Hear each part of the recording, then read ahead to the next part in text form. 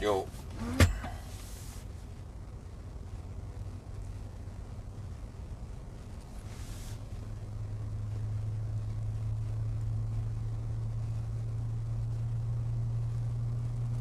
I see stuff that cool down.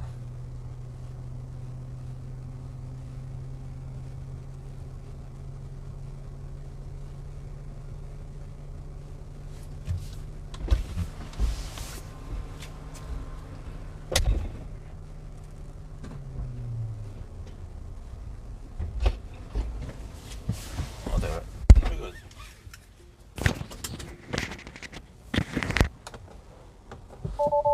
Okay, let's go. Oh, that was much needed sleep, man. I was really tired, like seriously. Oh,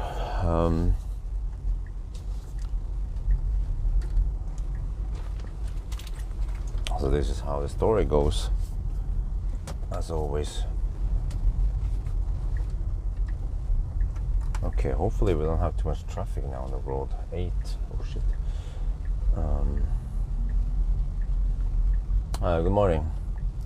Yeah, I passed out there for 2 hours. I was really tired.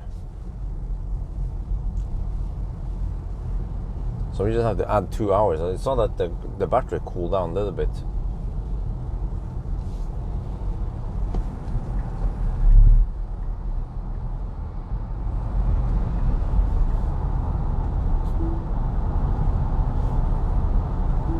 So now I just have to drive all the way to the south point to Minnesund and back again. Well, actually, yeah, something like that.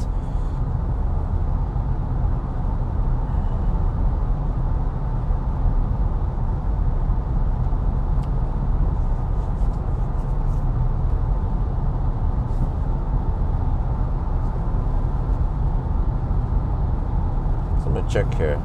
So we started at midnight and we had 2-hour nap. Oh, sorry, we started at 10, 2-hour nap, so that's at midnight, and then we had 1 through 5, 6, 7, 16, 17, 25.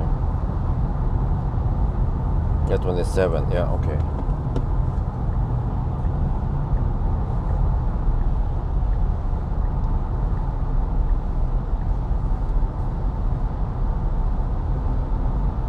So we just have to wait. How it is again? Okay, current time minus 27. Yeah, that's how it is. 7. So we are at 7 hours and 45 minutes roughly. Okay.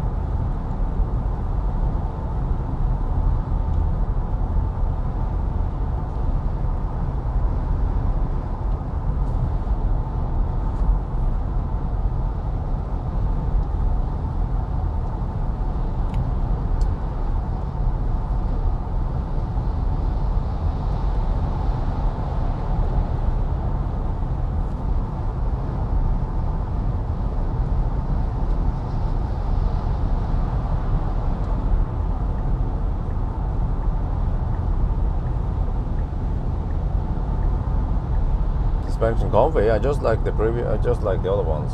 I think they haven't changed anything there. Maybe hit traffic close to Oslo. Well, fortunately, I'm not going to Oslo. I'm actually only going to Minnesund and then I turn around. I noticed that the battery had cooled down meanwhile during my long ass nap. So hopefully that doesn't affect it too much.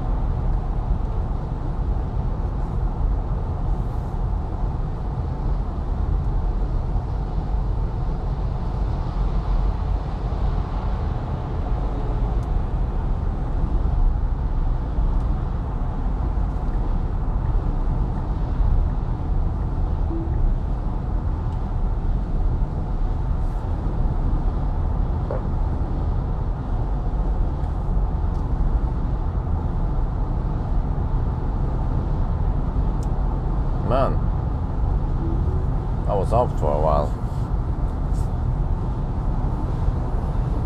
Yeah, first I did the charging, I remember. And then I checked the clock, and then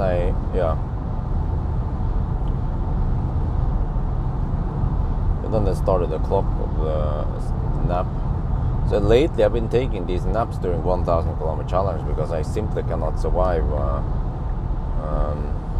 Like I even drank an energy drink, but it's simply not enough. It seems like I didn't get enough sleep. I didn't also, the problem is that I didn't get any afternoon nap. So,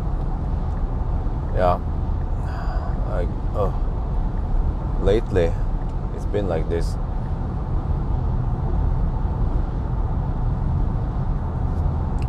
But hopefully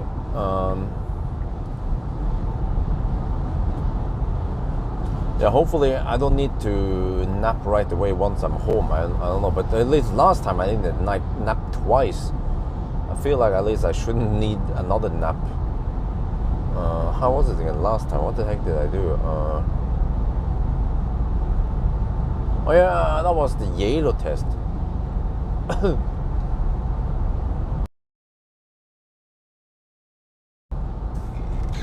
No, that was a yellow test.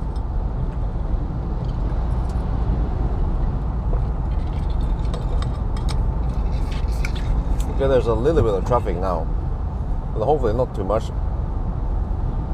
Hopefully it doesn't get in my way. Yeah, there could be a little bit of traffic around Hamar now. Like that Model Y in front of us.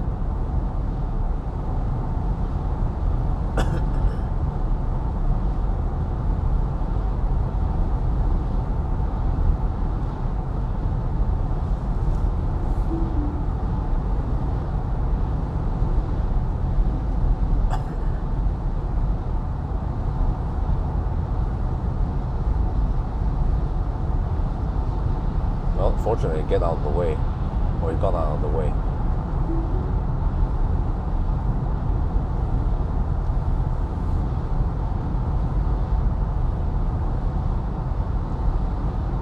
No traffic.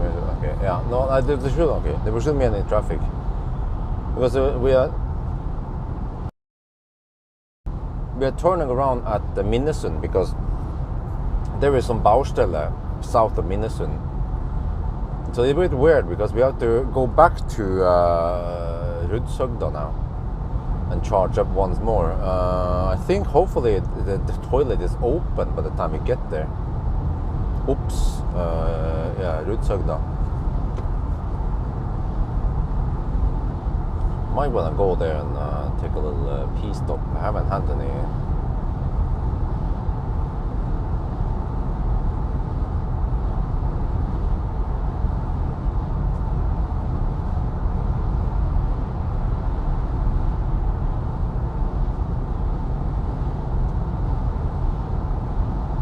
Yeah, I think they open at 9, so they should be open by the time I get back.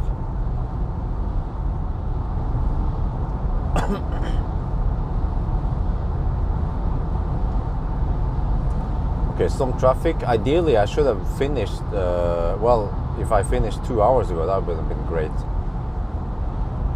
But it's hard to pull off nowadays.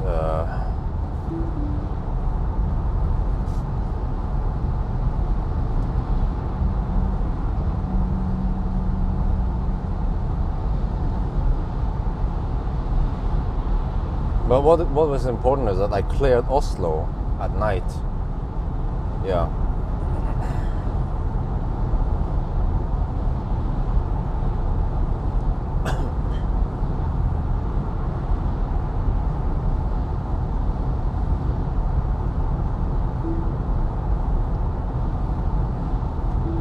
Yeah, so let me see, how is this again? 27.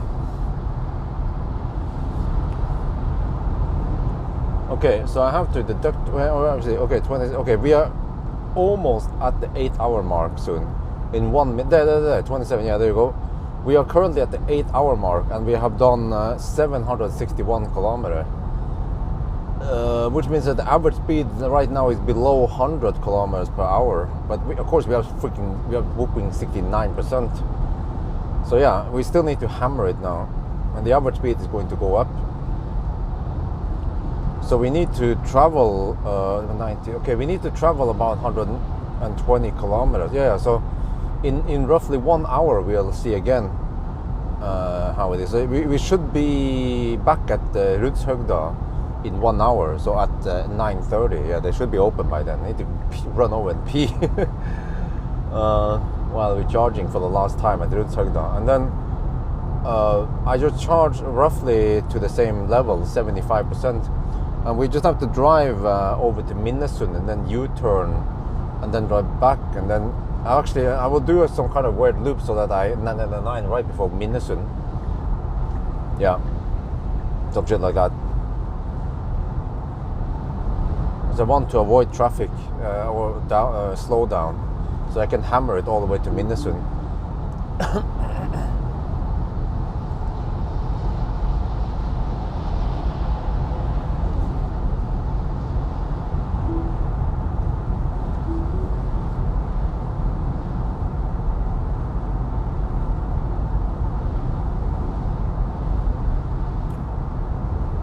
Battery needs only 30 degrees. Oh, really?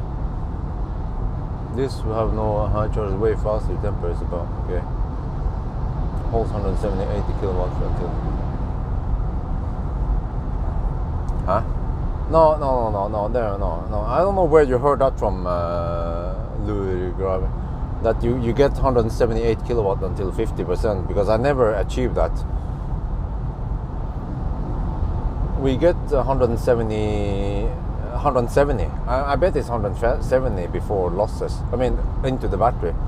We get 170 kilowatt until 30%.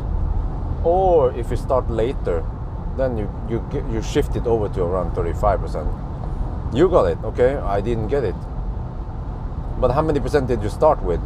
That's very important. Did you start with 10% or 5%, or did you actually start with around 25%?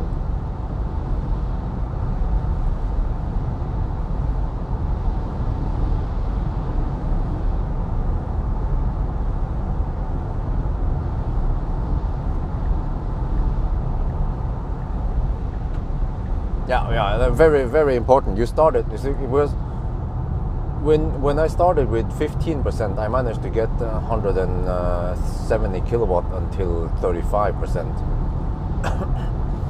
You get it for around 20% that speed, but when I started with 10%, I got it to only 30%. So you get it for around 20% before it throttles.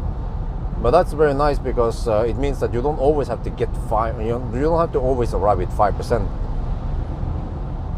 So when I arrived with 16%, I got it to around 36% before I throttled.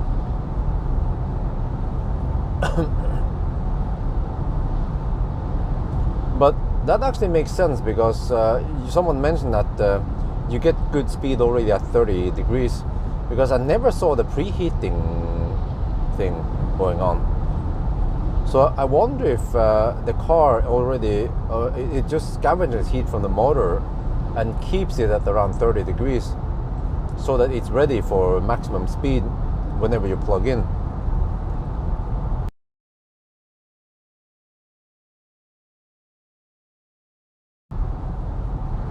But most other batteries I've seen, LFP or some of the other batteries,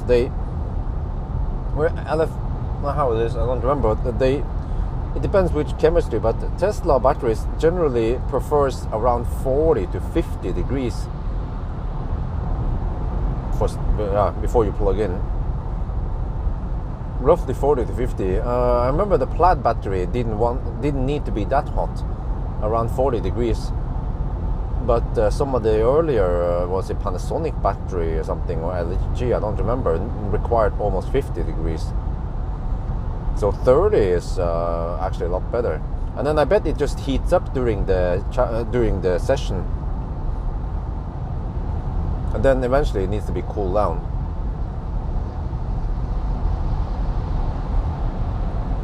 Your top picks, tourist. Well, which station easiest to use? App.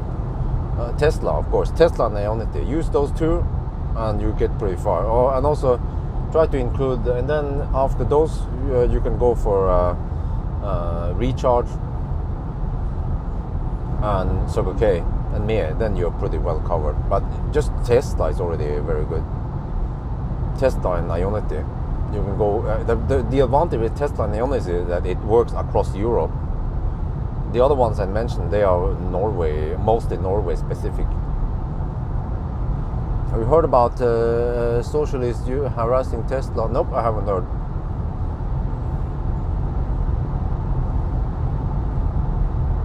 Okay, some traffic, but it should calm down past 9. Well, I normally don't see this much traffic on the road, but I'm normally not here that early. I mean, this time of the day. I would normally finish before. But the good thing is that, since I'm close to, since end point, my home is at Jessheim now, then I could just 999 around Mjøsen. Don't have to, Normally I would try to 999 around Alnabru. But if I 999 around Minnesund, that's not too far away from home anyway. It's around 20 minutes, I think. But normally I would 99 even closer. Like once they finish the road works, then I should 99 towards. Well, actually, it doesn't even have to be Dal. It could even be towards Gardermoen or even Jessheim, because there's not that much traffic towards Jessheim.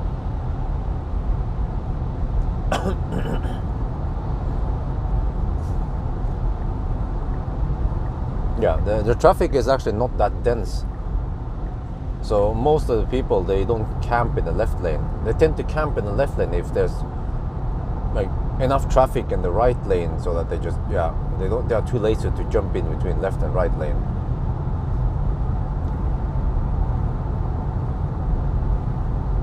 But man, I was really tired last night. Like seriously, I mean, I felt like I was already a little bit tired before I started the challenge.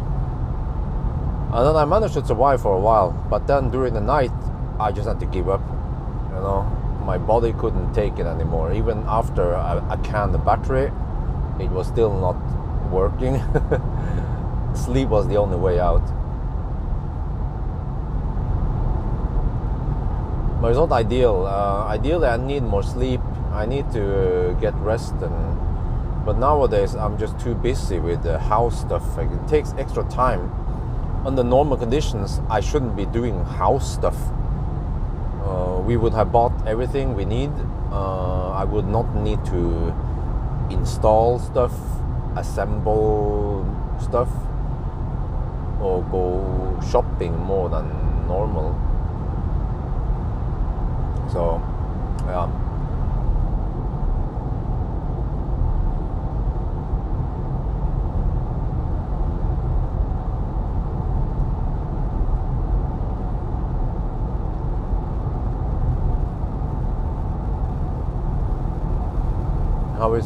How is this battery? In what regard? Charging speed, right? Or oh shit! Here are some traffic. You see, when you have a couple of trucks, then suddenly people are camping in the left lane. Oh, there's a Tesla, of course, camping left lane.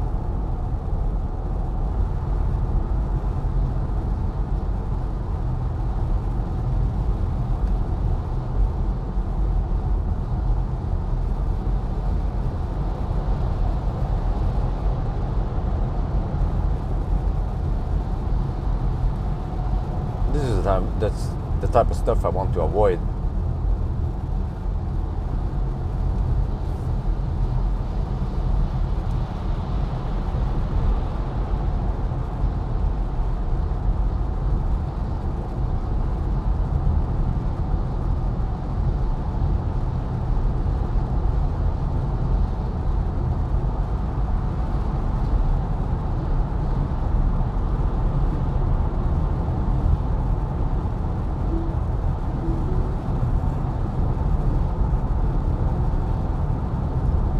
Lately they have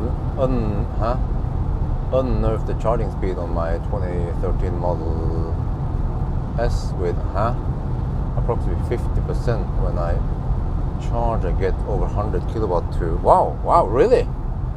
Well, I wonder if that affected the Millennium Falcon. Yeah, but you know, I always thought that, okay, Millennium Falcon was charging slow. True. I mean, you can say that, well, but all batteries, they are supposed to charge slow. Well, but I felt like they throttle Millennium Falcon a little bit too much. But you know, in the old days, I remember Millennium Falcon charged fairly fast to 90%, because I did it quite often. I had to. It was only supercharger, very few supercharger, and some 22 kilowatt. So I remember getting around, like, I wonder if it was getting over 40 kilowatts, close to 90%. And yeah, I think I have some videos. I think even past 90%, I was getting maybe around 30 kilowatts. Yeah, because I remember that I would typically charge past 90% until I had less than 22 kilowatts.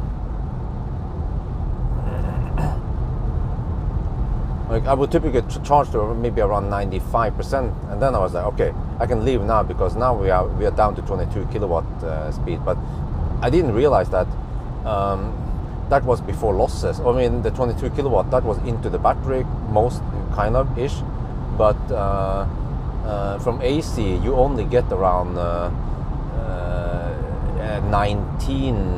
around 20 something kilowatt after losses.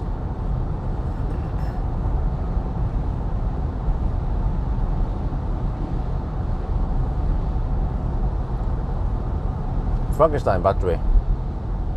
What? Cool. Nah, we will just do the center console thing, and then it's ready for the scrapyard, and a good story for the son. I'm just kidding, but I think we are almost done with it. I just need to do a 500 kilometer challenge with him after the center console, and I try the seat heater. Yeah, I was, well, also I wanted to do some upgrades with Sondre, but he has been kind of slow with that part. I was waiting for him to get some parts, and I can go to him and we can install some stuff. Like, I want to get some door seal and some other stuff, but I don't know if I would bother with it. I can ask him if he's ready for it, and I can get some stuff installed. We made some videos, you know, the poor man's LED bar and some shit. But I feel like I should sell Frankenstein before Christmas, and I actually need that. It wouldn't be nice to get that money. I can spend it on curtains and shit that we need for the house. EV9, I'm not hoping for it this year. What the first left lane hugger I see without any traffic in the right lane just happened to be a fat e-tron. Is that a coincidence? Need to record this shit, of course.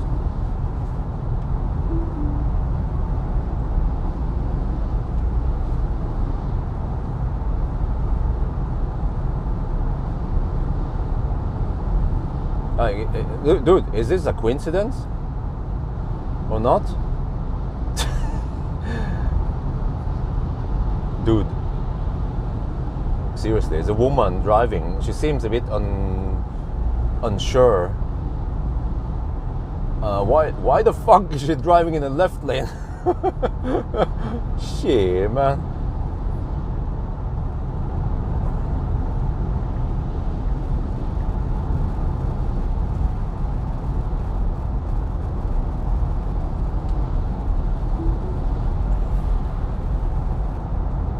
The Peugeot E208, no, E308. Oh, wait, is it out yet? If that's the case, I need to grab one. Yeah, as I got a list of cars people want me to test, but I deleted that list because there's a bunch of cars I cannot get.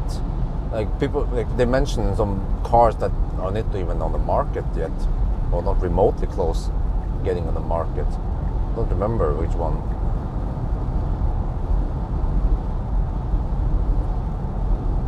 unions are a good thing, but strike. Okay, it's out. Okay, but it's just a new drivetrain, right? Okay, so it's a bigger, like a E28 Big Brother. Okay, I need to ask Bertil Steen about that one. So a banana box test. What else? Range tests and some stuff. Okay.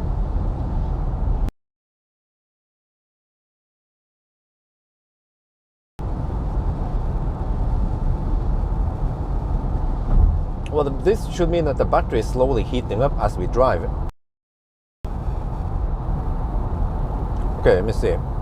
How much juice do we have now? I have to... Oh, consumption is 228. Oh, that's not too bad. Okay. Okay, eventually, once I get close to Minnesota, I will navigate back, and I will also calculate how much we have. I have to see if we can go... yeah, there is a turnaround point right before the Minnesota bridge, but also another one after the bridge. I might want to go for the one after the bridge, but if I go further, then we are stuck in some of the Baustelle slowness.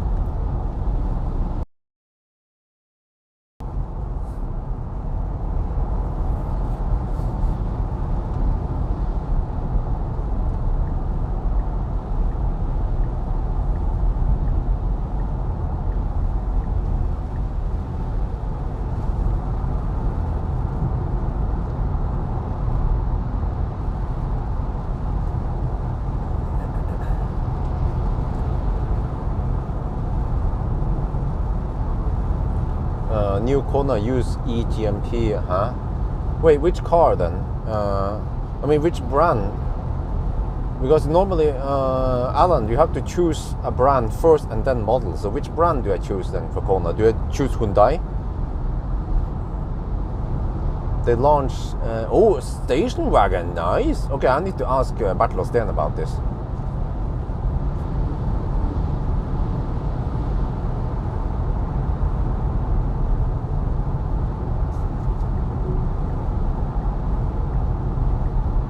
It doesn't...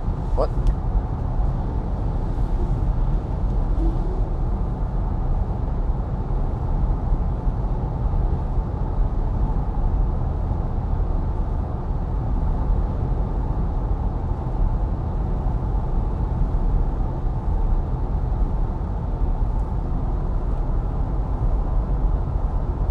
Hyundai Ioniq 5 profile. Huh? No, wait, huh?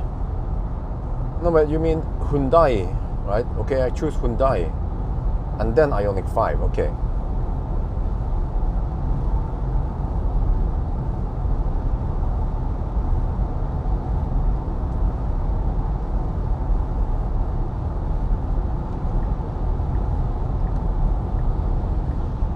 Oh, come on, it's not a slow changing lane.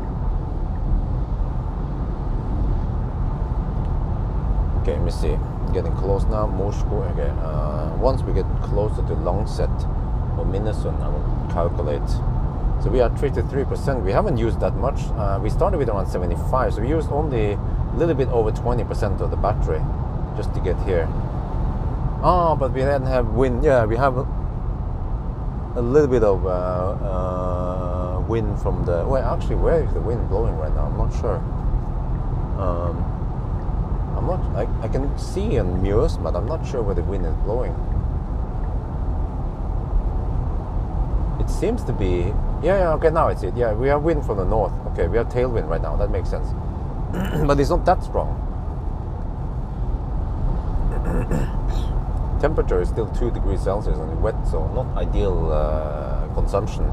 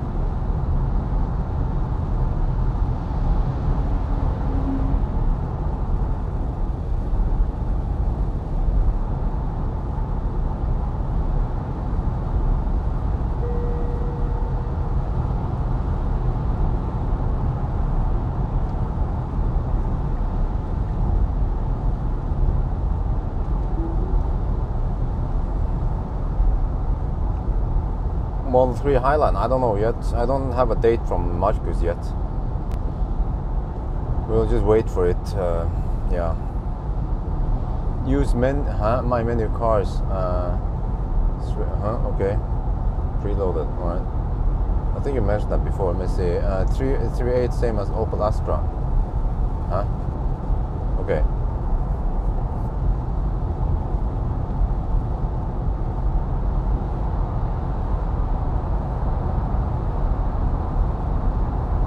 So when I talk to Tesla, customers, they can borrow a Model 3 Highline overnight, short one, but press cars should be available.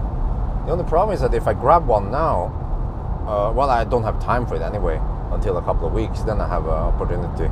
If I grab one soon, then what about Marcus? Because he ordered one already and he wants me to test it, and we will then get the effect of it. So I should wait for Marcus to receive it, then I can take my time with it, borrow it for a couple of weeks and test it thoroughly.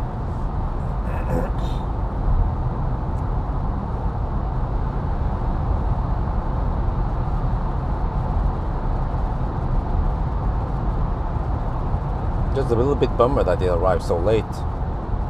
But on the other hand, yeah, it seems like for now the Highline press cars are out quick.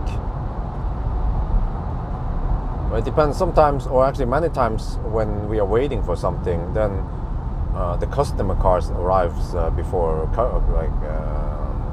press cars.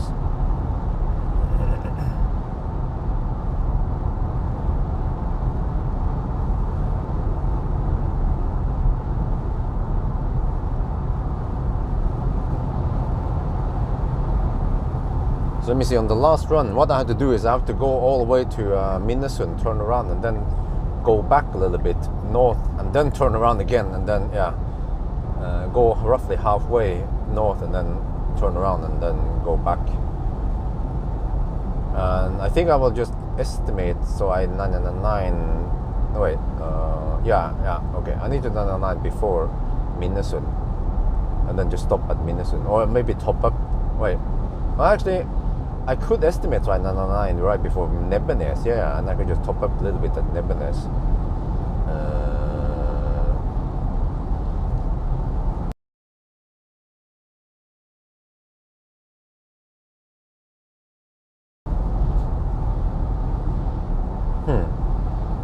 But I'm also tempted to try the cold battery test charging.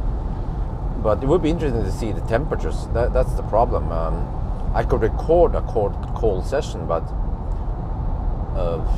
some of the interesting stuff is gone or not visible since I don't see the battery temperature.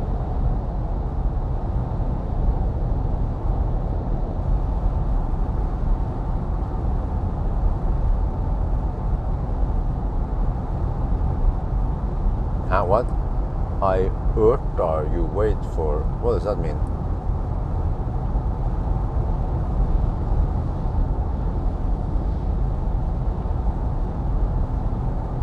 Wait, over here. Should calculate a bit late here. Supercharger looks so dumb. Go, shit. There. We're supposed to turn around here. We have arrived at 17%. Okay. Let me see. I spend 20. Yeah, okay, we're fine. We can go further. Yeah. We can go one more before we turn around. We have 48% left, which is plenty. That's around 25 kilowatt hour. Yeah, we're plenty. But also the car giving me this estimation, 17%. The car is very quick at calculating for me. Usually when I calculate, I also end up with the same as what the car calculates.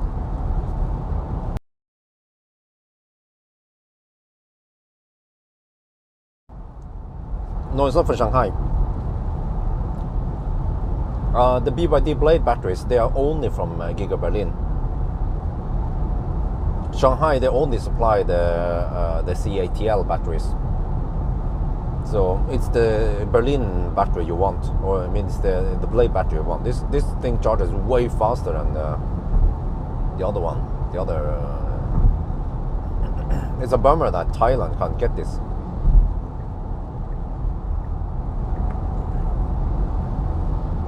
Oh, prefer. Okay, you mistype some.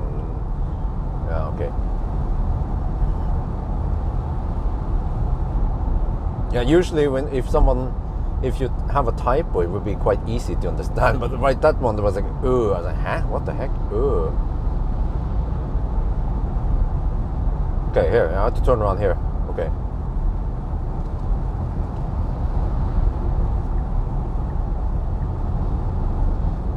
Now we'll still arrive at 14%, which is fine. We just shift the curve a little bit.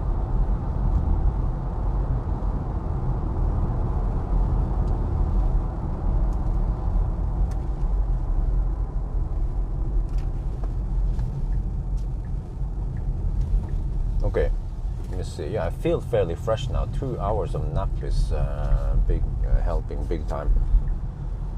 I can probably help wifey with some baby stuff or whatever we need to do once I'm home. And then if I time it right, I say, oh shit, but I won't be home until around 11 almost. Yeah, but if I time it right, I can take a nap at the same time as Isabel takes a nap.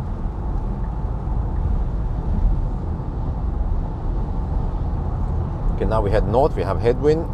Car estimates 13% at arrival. It might change a little bit, but it will be in that ballpark. Could drop to maybe 10, but not likely. So we will most likely arrive with 13% now.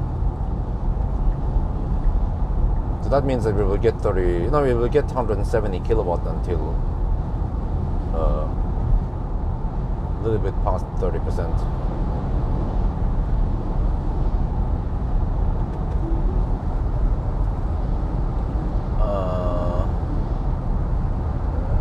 Does Berlin only build LFP model with Blade battery now?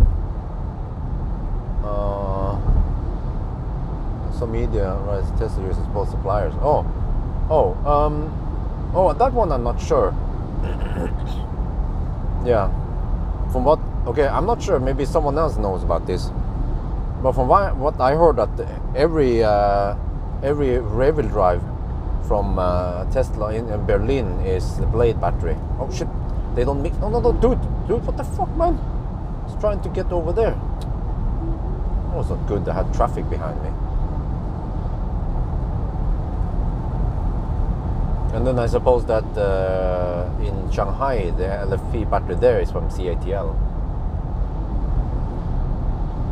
Oh, look at that traffic. Holy shit. But normally, yeah, around 10, it's very quiet. Or after 9 in the morning, it should be really quiet. Because then all the office riders are supposed to be at the office, not driving around, commuting. Is it worth an upgrade? Huh? What? Well, it depends. Wait, did you mean that it was worth the upgrade, or did you ask if it were worth the upgrade?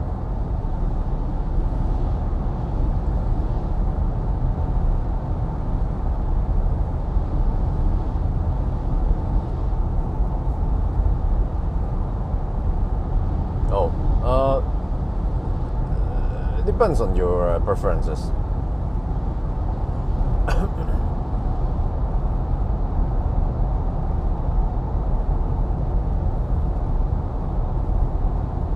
Yeah, the performance, yeah. But we're talking about the rear-wheel drive, the poor man's Tesla.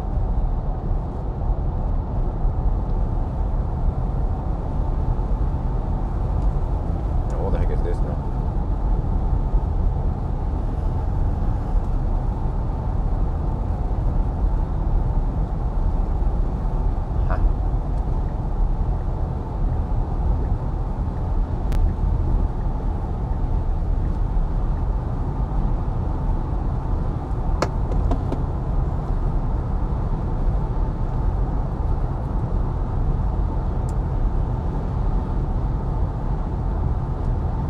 Okay,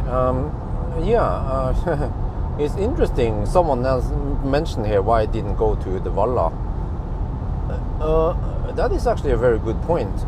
Because first I thought, it's dead. There's nothing there. Well, there is no reason to not go there when I think about it. So for the following 1,000 kilometer challenge, we can do like a hybrid. Previously, it was Norway route because of COVID, but it would actually be better when I think about it to go to the Valla, mix in a little bit of Swedish route, mix in. What do we say? Yeah, we include. We at least what do we got over there? We got could be even Ljungskile, depending on which car it is, and then we head back. Yeah, and that means that also on the way back I could even top up at Rygge. Suddenly Rygge makes more sense. So yeah, I will definitely take the Swedish route, the parts in the Swedish route, and that means that we only have to drive up to Rudshøgda once, and then I will count on Google how it is, Google Maps. I think that's it, and then we go to northmost point, and then we 999 somewhere around Tang and Espa or something like that. And there are plenty of spots I can stop at afterwards to juice up and then go home.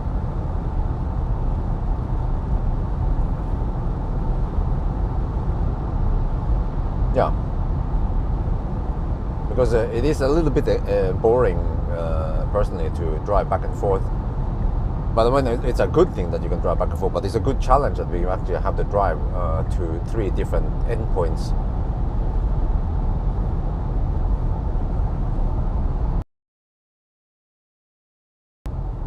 And the first car to do the Norway-Sweden hybrid route will be the new Kona, picking up on Friday. And then if the weather is okay, I will try to make it happen this weekend. Actually, yeah, I should try to do 1,000 kilometer challenge during weekends. I could even do a Friday night, which is a bit crazy, but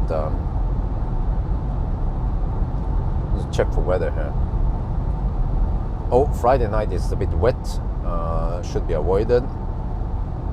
Saturday night, oh shit, is also wet. Well, no, actually Saturday night is not that wet. Okay, Sunday to Monday is an option, but not ideal. Actually, Sunday to Monday seems to be the driest time, and it is possible if I normally nowadays I can start around 10.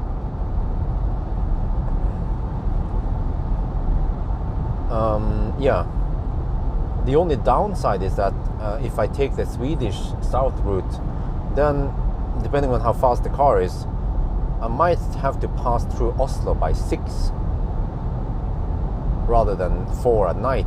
That becomes a slight problem.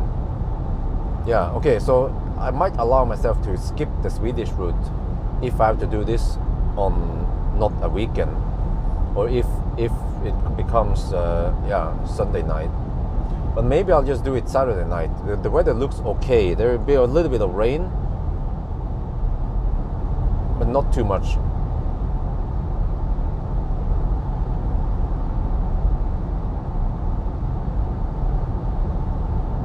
Yeah, the rear screen, if you don't have too many passengers in the back, then no problem, right? Why bother? But the ride is better, and I mean, it just looks and feels better in many ways, but the downside, lack of stocks, that is a bit annoying.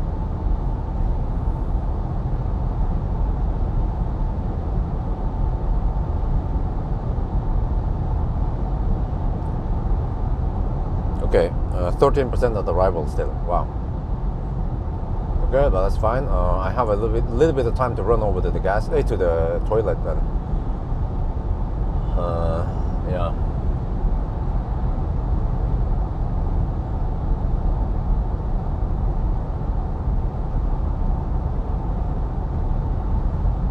But let's see now. Let me calculate. We will be there at we are at 835 now. So we'll be there at in 54, 835 plus 54. That's 800. Okay, 127 more kilometers. Okay,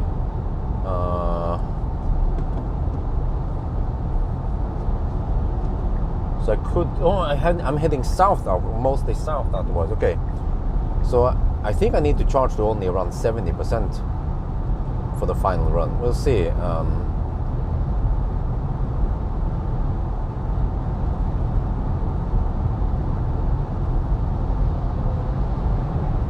But there's a little bit of slowdown before Nebbenes. I might want to estimate so that I end up at Nebbenes. And then when it comes to cold weather charging, I'd probably skip that one. I will just do my wrap up at Nebbenes while I'm charging up a little bit, and then I go home.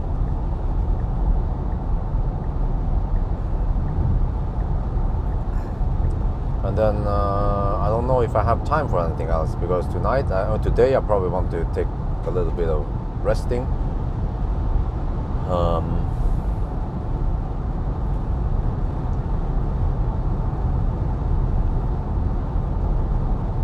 But it would be interesting just for fun, because I never actually tried a rear-wheel drive Model Y to Yale and back again. It would be interesting to see how far we can go. It would be like, okay, the new Yale test, we just drive there and see how far we can go. And then when I need to bail out and charge on the way back. So maybe I will do Yale test tonight. And then Thursday is the resting day because it's gonna rain.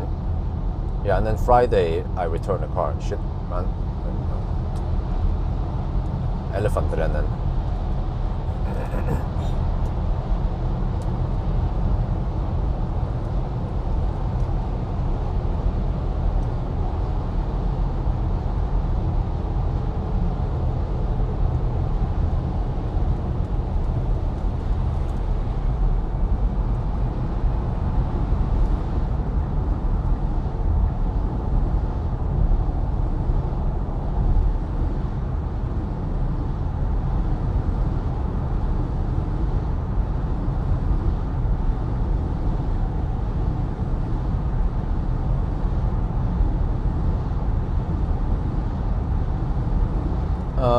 Cold morning test. What do you mean?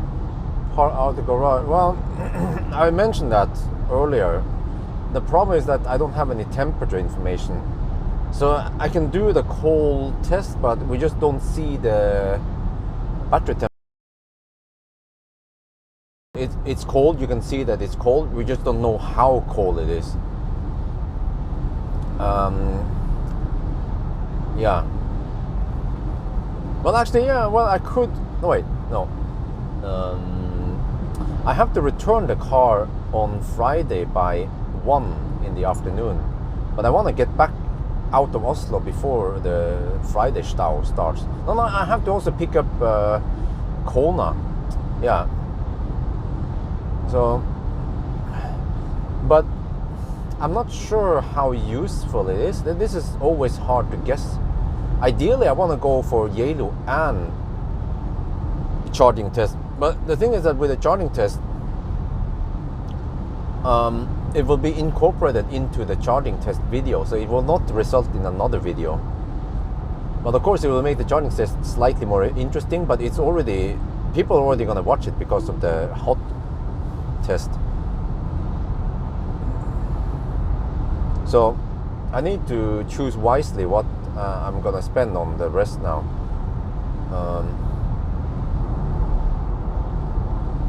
But Kona actually requires a little bit of testing. I need to do banana box test as well as test. So ideally I need to clear out my garage, get the trailer out, and also clear out the bicycle and stuff, so I have lots of space in the garage in case I want to shoot banana box in the garage.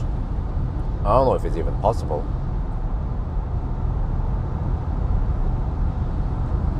While probably inconvenient with a wife, the best yellow tests are when you sleep over and okay, cold charging for me. But you know, I can already do that in front of the house. Yeah, and that doesn't require too much time. So if you consider how long does it take, well, we just soak it in front of the house, no problem. And then I drive over to Cleavage or Gardermoen, yeah, and I do the cold test. So that test I need to spend only, let's say, up to 2 hours. So it's actually very short time, versus yellow test will require like 8 hours of driving at night. But the gain might be higher on yellow test because it will then result in another video, whereas the coal battery test only results in a little bit. But what I could do, yeah,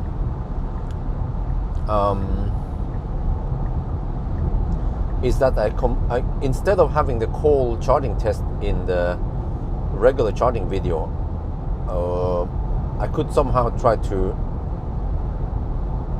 put it in the yellow test, if that makes any sense. But normally, yeah, the thing is that in yellow test I don't analyze stuff, I don't charge for too long and stuff. So if I do a full coal gate test, yeah, I call it coal gate. If I do a proper coal gate test, we can actually see the whole curve from 10 to 90%. I want to see how it can recover, and if it start the yellow tip as a cold charge, percent to go to yellow, and then when they go down again, yeah, I could probably charge at Gol, and I only need to charge once, and then I can go straight home. So which means that the trip to yellow takes 3 hours, and then the trip back takes 3.5 maybe. Yeah, so that's fairly quick compared to even the e-Golf I did recently. It took some time. Yeah, so if it takes roughly less than 7 hours, then I might not need to take a nap, and I will be home by 4 or 5 at night.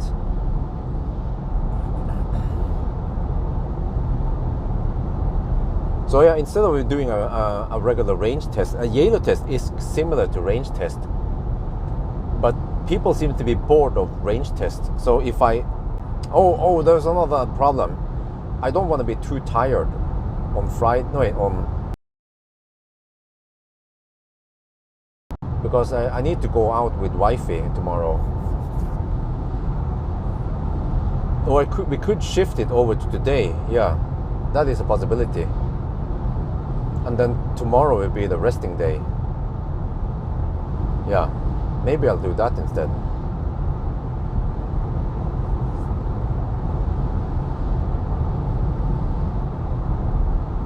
Or we could even combine it. Yeah, we could combine it and then have... And actually no problem, because we live so close to Jessheim Storsenter. It's just 5 minutes, or maybe slightly less, roughly 4 minutes drive from home, and then we are at Storsenter, so no problem.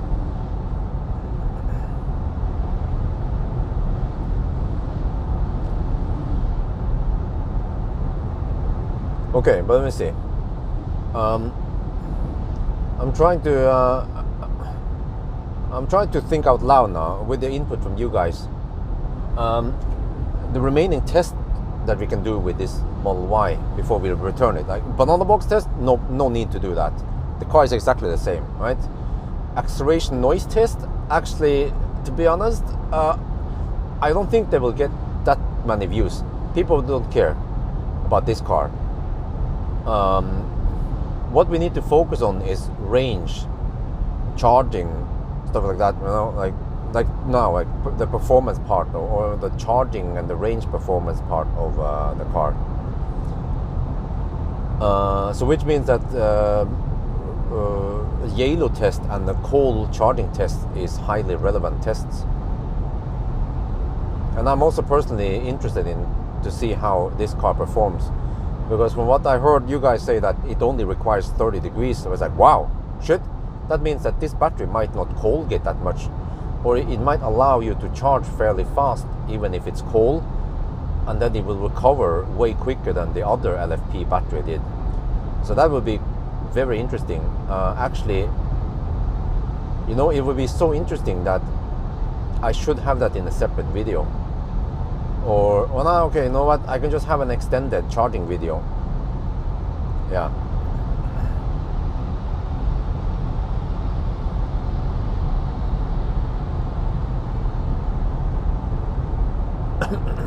I just have to label the video to include cold weather testing, cold and hot battery charging test or some shit, so people catch the content, so they will actually click into it.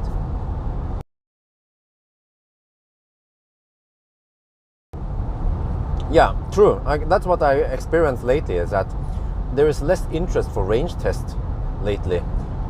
Like 4 years ago, range tests were very popular, but lately, in the past 1-2 years, I've seen a decline in the view count on range test,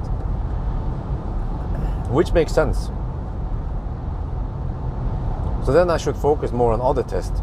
But I've actually seen that, you know what? I've seen that Arctic Circle trips, for some reason, they were always popular. I was getting, depending on which car, you know, I was getting 50 to 100k views on many of those tests or those trips. So even though they were quite time consuming, they did actually give me a lot back. So if we can just get the nanny up and running, I should try to go for Arctic Circle trips in the future.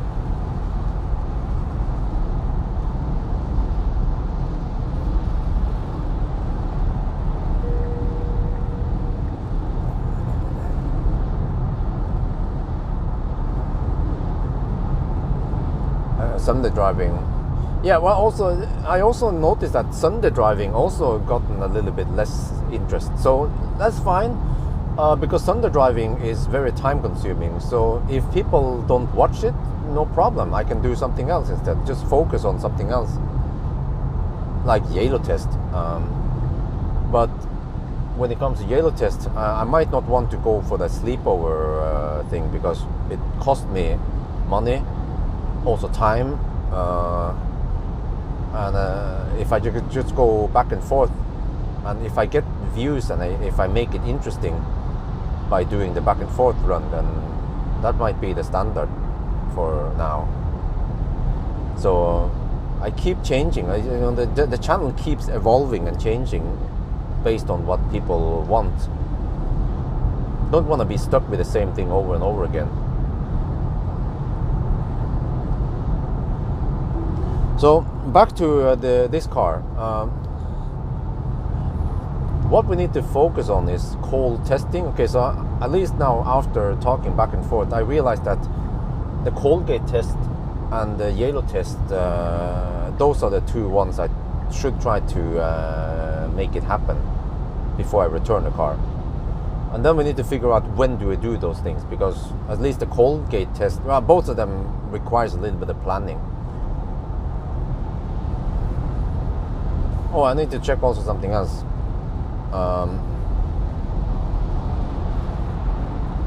Which is weather during those days. So tonight, oh shit, tonight is gonna be a freaking snowstorm, kind of. Yeah, to Yalo. Friday, actually Thursday night is better. Yeah, Thursday night is better, nicer weather to Yalo. I mean, I don't mind snow, a lot of snow. It could actually make it more dramatic when I think about it. We have good tires. Oh yeah, and rear-wheel drive. Yeah. Yeah, maybe it's actually better to drive tonight to Yalo.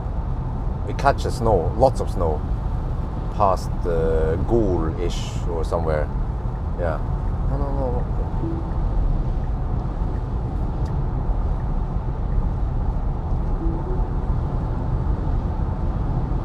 But let me see. For the Colgate test, I should let the car cool down for at least 12 hours. Ideally 24 hours, but I think 12 hours should be enough. And one thing I can do is I can keep climate on. I know that will cool down the battery. We get some indication. Yeah. Actually, you know, when the battery is hot, there is no power limit. But when the battery is cold and we have, let's say, 12% left or 12 to 15% left, then you will see power limits. So there are ways of finding out, guessing the battery temperature, even without Sky My Tesla. Service mode shows battery. Okay, battery temp. Wait, can I just, maybe I can record a charging session in service mode. Now, how did he enter service mode again? I can ask Valdemar maybe, but I think you have to go to software and hold on the Model Y. Oh wait, or was it there? Okay. Yeah, hold on the Model Y and then enter service, right? Maybe I should play around with that, since I don't have Sky My Tesla.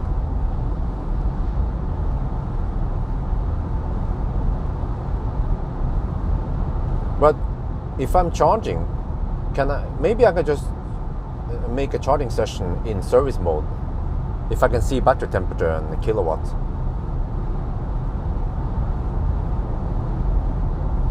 That should do the trick until I have Sky My Tesla up and running.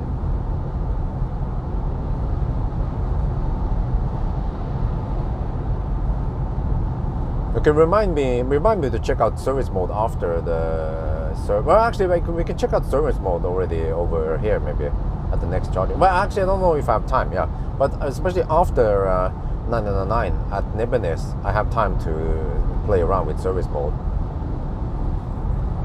The whole heat pump. Okay.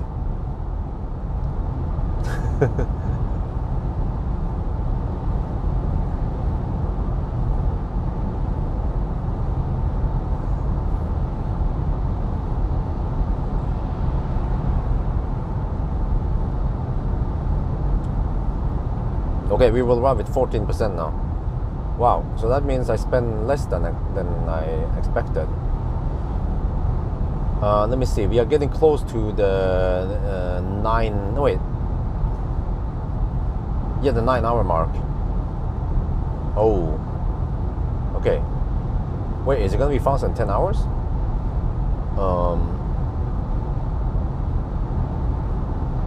Right now I'm not sure. Because by the time we arrive, we still need to drive. Where we be at 9? Yeah, shit. For some reason, my spreadsheet showed me 10 hours and 20 minutes. I'm actually not sure why. Wow, 8 degrees. That's somewhat high.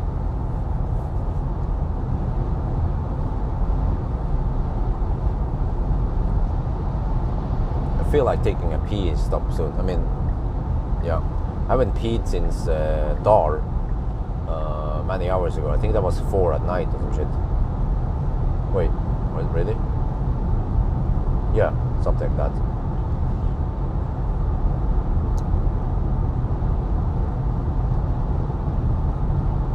And unfortunately, on this turnaround point, you cannot go past it.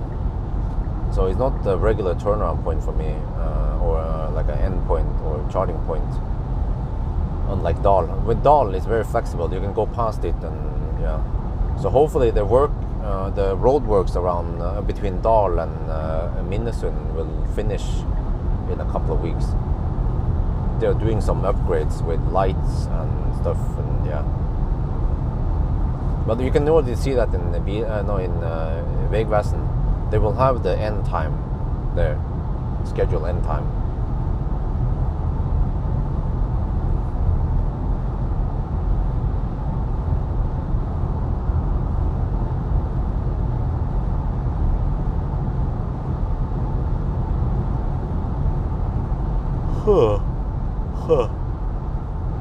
Okay.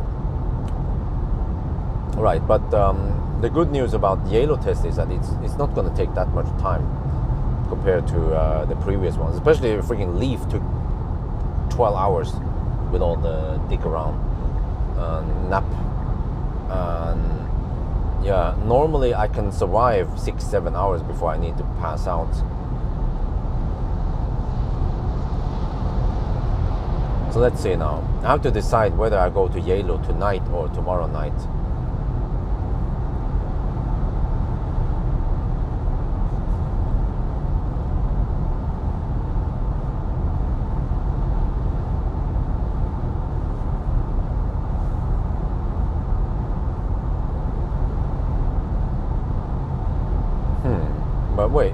would be interesting to try proper snow weather.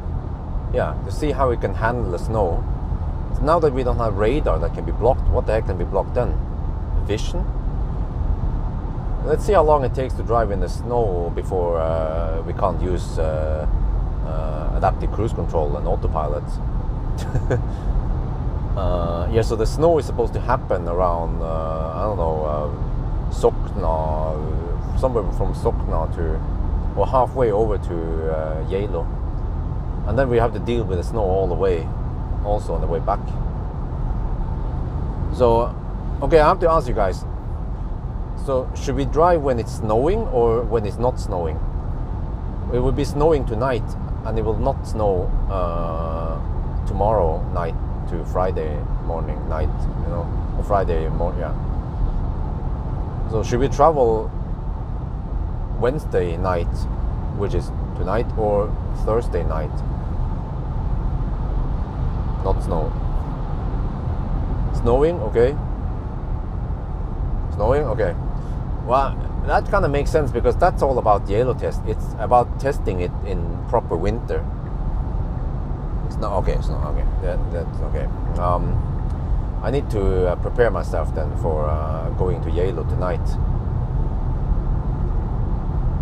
which basically means that by the night it needs to be at high state of charge. I want to start with 100% from home, with warm battery, warm, yeah, everything hot. Yeah, maybe I should also heat up the battery with a heater under the car. That will usually heat it up nicely, which gives us a slight advantage.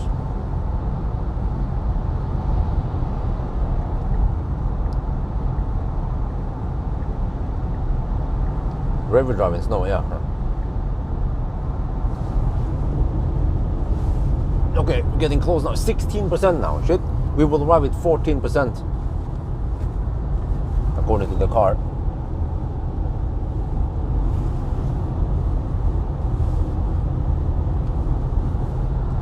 And actually it doesn't matter because we will just flatten out the curve and we get 170 kilowatt for a little bit longer, so no big deal. But I have to run over to Oops and go pee now.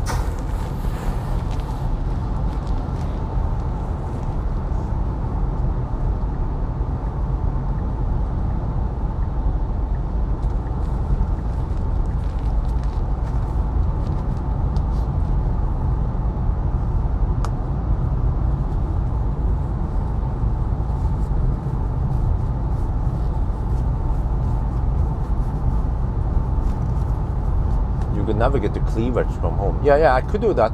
That was a good idea. Well, I wonder if Gardermoen is even closer to my home. I haven't checked it out. I think they are quite similar in distance. But then I have to kind of sit in the car for it to preheat. Whoa, that guy is kind of slow. He lost all the speed.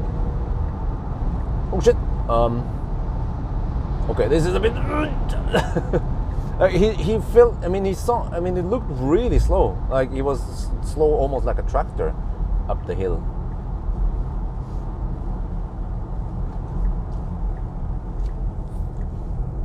Yeah, but that's the downside because if I navigate to Cleave, I have to kind of semi-sit in the car. Once I leave it, it tends to stop. I haven't found a good trick to keep it preheating. Maybe weight on the seat like a rice bag, buckle up or some shit. But notice that once you open the door, it tends to go out of the stuff. Maybe I need to keep some weight in the garage. I can put it on the seat. But I don't have to make it that complicated. Just fire up the heater under the car for 5 to 10 hours and we will have nice and warm battery.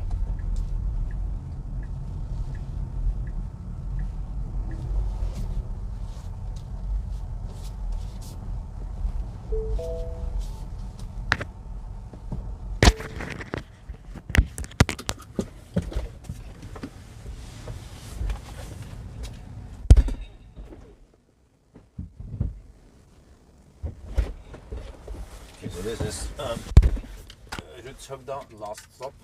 We had 891 kilometers now. Put the eco flow, huh? What? Last stop, Rudshøgda. Yeah, 1 degree Celsius there.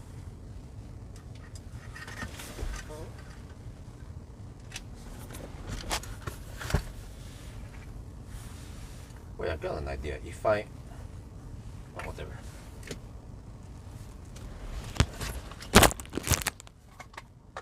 Service mode. No, sorry, I don't have time for it right now. Like I said, I have time to dig around with service mode after 999, but now I need to focus on going to the restroom and shooting video. Because we don't have too much time here. It charges so fast, as you guys see. Okay, oh shit, need to stop heater for now. Yeah, we are slightly past the, wait, yeah, we're slightly past the 9-hour mark.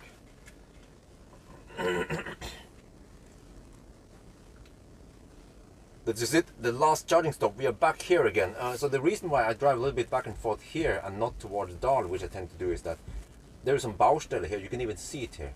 I want to avoid this section here. Hopefully in a couple of weeks there will be done with it, so I can go back to this route. Yeah. But anyway, so we're, oh, it goes so fast now. Holy shit. Look at that speed. Okay, I have to go to the restroom. I haven't gone to the restroom since Dal. Yeah. Unfortunately, they're open now here. Oops. They open at 8. So, okay, one more charging stop, and then the plan is to end up. Okay, we're gonna drive. Wow, this is so snappy, man. We're gonna drive back here, but we will avoid that part. So we will then go a little bit there, and then we're 999 right before Minnesund, and that will be 1,000 kilometers. So now I have around 10-15 minutes only before I have to go again. Oh, eco, okay, but no, we don't have to do it that complicated. Just put the heater under the car. You know, keep it simple. Okay, I'll be back.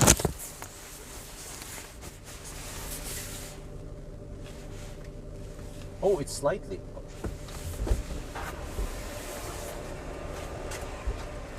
Oh, I need to make a thumbnail. Almost forgot about the thumbnail.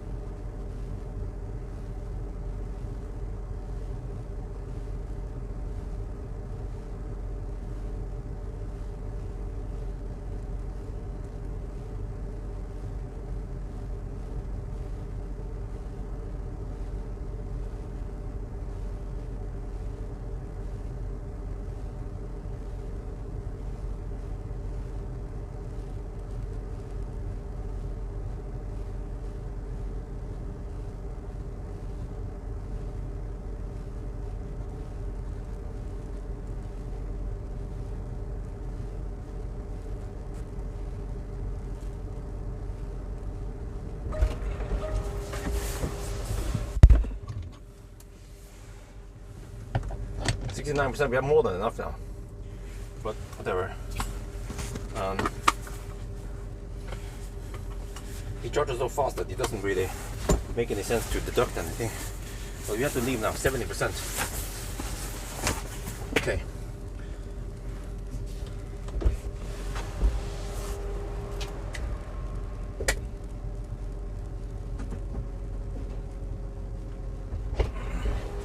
Ideally we should have charged 65% only, but no big deal. It only cost an extra minute or two. It was going blistering fast. Okay, go. So that's it. We're at 891. We have to go to 1016. So we have roughly 120 kilometers to go, but we are already at 10 hours and 20 minutes. No, sorry, 9 hours and 20 minutes. But then it boils down to how fast can we drive 120 kilometers. Shit, that's gonna take 1 hour. We will end up at 10:20, just like my spreadsheet told me.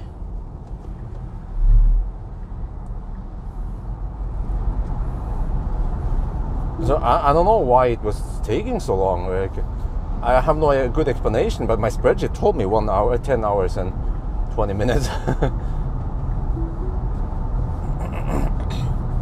It could be just simply because it was winter, but except for that, the Swedish route was fast. I mean, when we did the Swedish run, it was faster. I did all the calculations correctly, so we have to deduct 27 minutes to the current time. So we are currently at 9 hours and 20 minutes.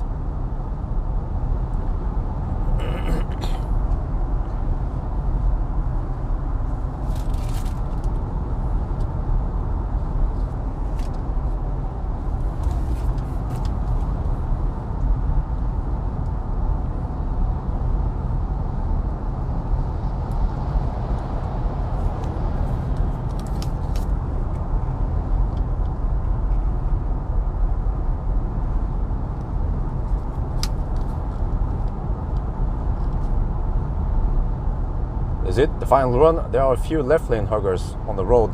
It's almost 10 in the morning, so now we just have to drive over there. But when you look at time, okay, so we have to deduct 27 minutes to the current time, and that is the 1,000 kilometer time. So we already had 9 hours and 20 minutes, and we have to drive 895. We have to drive about 100, a little bit over 100 more kilometers. Oh shit! You know, this is strange because when I did the spreadsheet based on the charging session and the range, the spreadsheet told me that it will take 10 hours and 20 minutes. But the old Model Y rear-wheel drive in the Swedish route needed only 9 hours and 55 minutes. It doesn't seem like we can do it faster than 10 hours here. So is it because of winter? Is it because of Norway route? I'm not sure. But let's just go for it and finish this.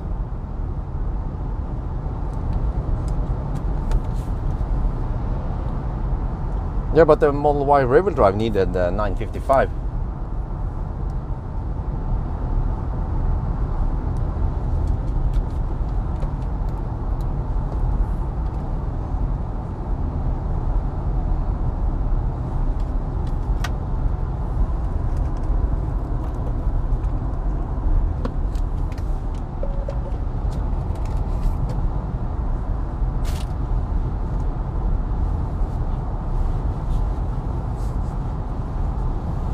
But the consumption on the other Model Y run was higher because simply it was going through Sweden.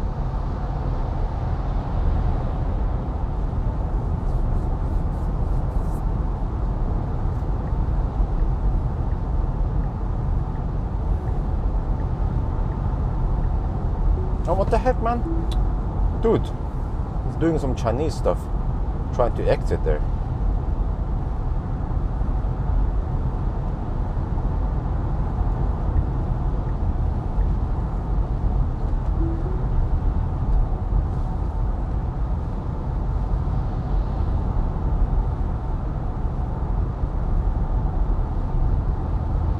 Yeah, and we have 218 watt-hour per kilometer now. So Norway route, of course, is more efficient because it's slower. But maybe the downside with Norway route is that it is slower. That's the problem. And when it comes to charging stops, then at least this car doesn't get any benefits of the Norway route.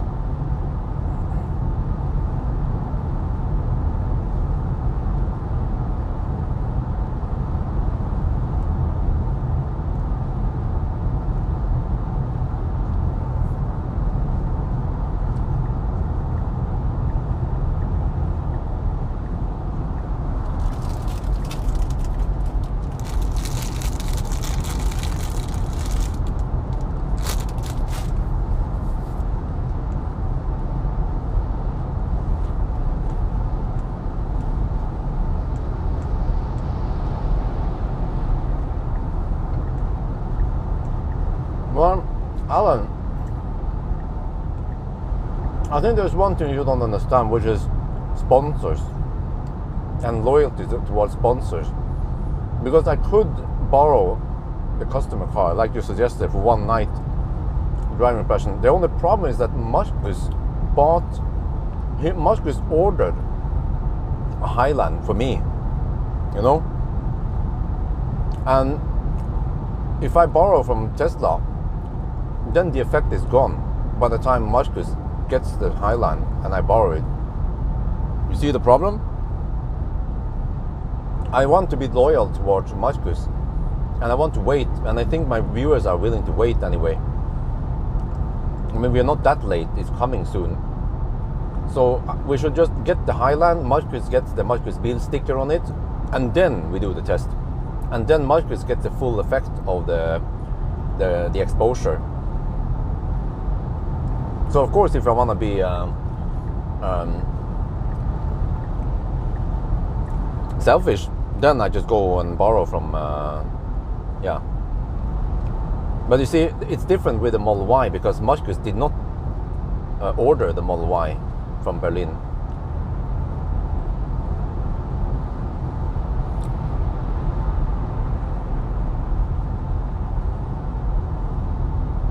And also, another problem is that those press cars from Tesla, I don't like it. They have a speed limitation.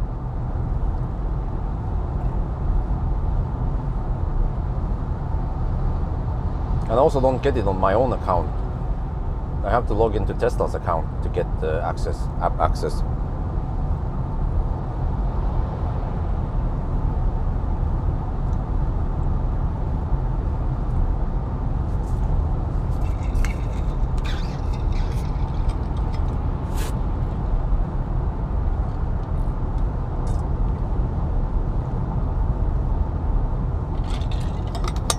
And another thing is that I already have stuff waiting in line. But I mean, from my perspective, from my channel's perspective, yes, it would be highly beneficial if I could get Highland from Tesla, because the earlier the better, the more views I would get. Other reviewers already tested it, so timing is also important. But at least it's not arriving too late.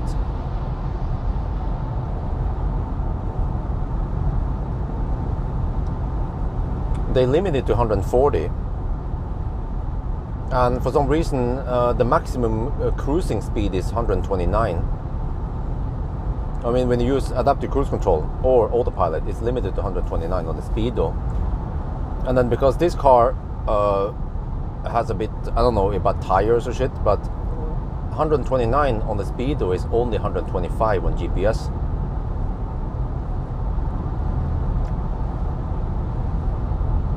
So that could be the reason why this one is a little bit slower, because I'm actually cruising maybe not at optimal speed always.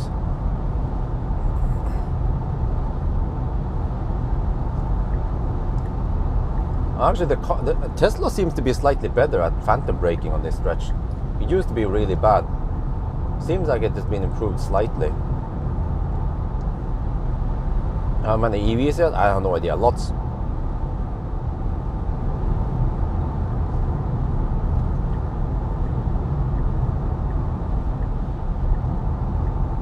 Okay, so let me see how we're cooking now. 910 kilometers. So we need 916. Yeah, we have to count the error. So soon we will have 100 kilometers left. That means roughly 50 minutes left.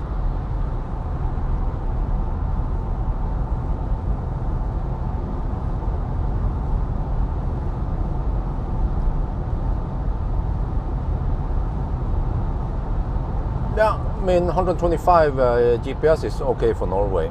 In Sweden, in the 120 zone, then 125 at Varberg would be not ideal.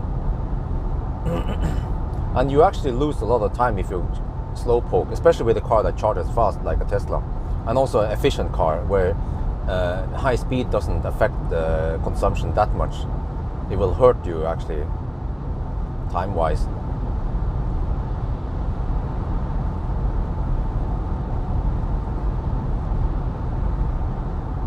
But you can do the math. Someone can do the math. If you drive 1 kilometer per hour slower, let's say 125 versus 124, right?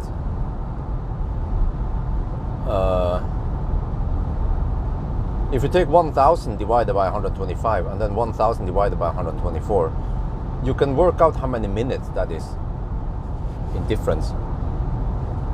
And you'll be surprised that that's actually a lot. And also, you have to consider that, you consume slightly more, but because the car charges so fast, then the time you lose is a lot more than the time. I mean, the time you lose in driving time is a lot more than the time you have to spend extra charging that the few watt-hour per kilometer extra.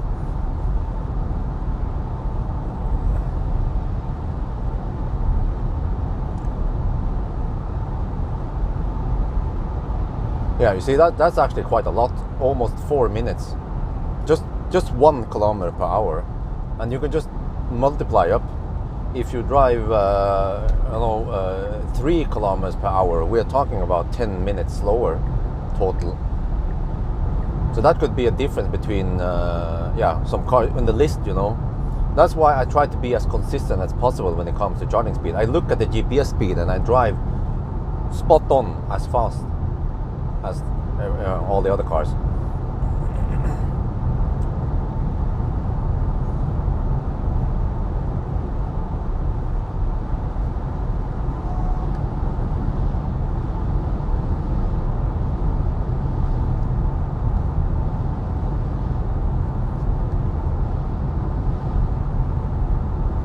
Yeah, that's the problem. Ideally, I need to rest today so I can travel tonight, and then tomorrow I can go with wifey to the shopping mall as we planned, because we were already planning on going shopping mall tomorrow. And the thing is that the earlier I start, the better to Yalo. Like if I can start at around 9 is even better, because I calculated I need, well actually, except for that, we don't know how crazy the weather is going to be. It seems like it's going to be a lot of snow, so that means I have to take it slightly easy on the road. But we have good Nokian Hakkapeliitta tires. The tires are built for this shit. But we might have nullføre, which is snow right around 0 degrees Celsius, which is the most dangerous driving conditions and very slippery. And then I might be stuck behind snowplow, or worst case, I might be stuck behind Unfall. But usually at night, the probability of Unfall is lower because of lower traffic.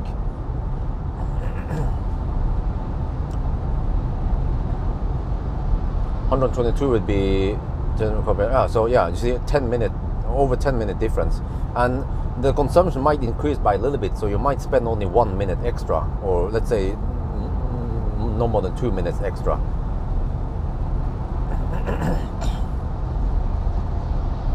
So I actually known this for a long time, that just a couple of kilometers per hour difference, like some cars, that some cars, like Korean cars, you cruise at 100, but it's only 95 kilometers per hour.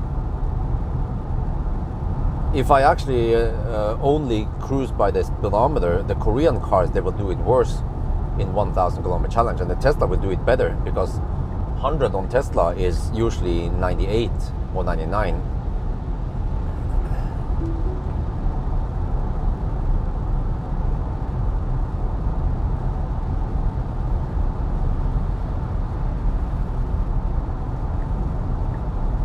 Oh man, speaking of degradation, I almost totally forgot.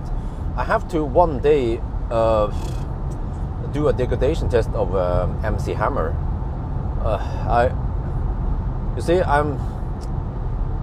I still don't have time. I need to make an appointment with him. He contacted me over a month ago, and I said, yeah, well, I'll find a day.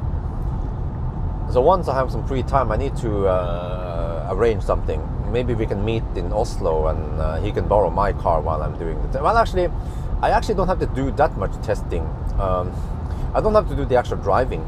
We could just look and scan my Tesla, charge you 100%, and we just deduct 1 kilowatt hour from the claim. Yeah, that is good enough.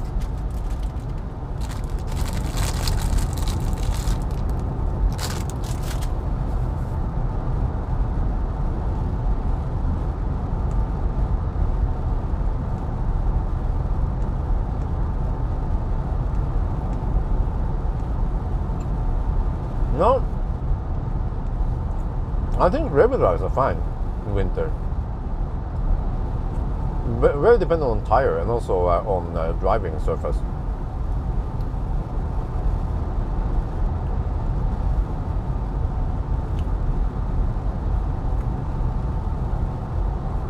But the thing is, the degradation is very dependent on battery also, not only chemistry. Like e-Golf has way less degradation than Soul and Leaf.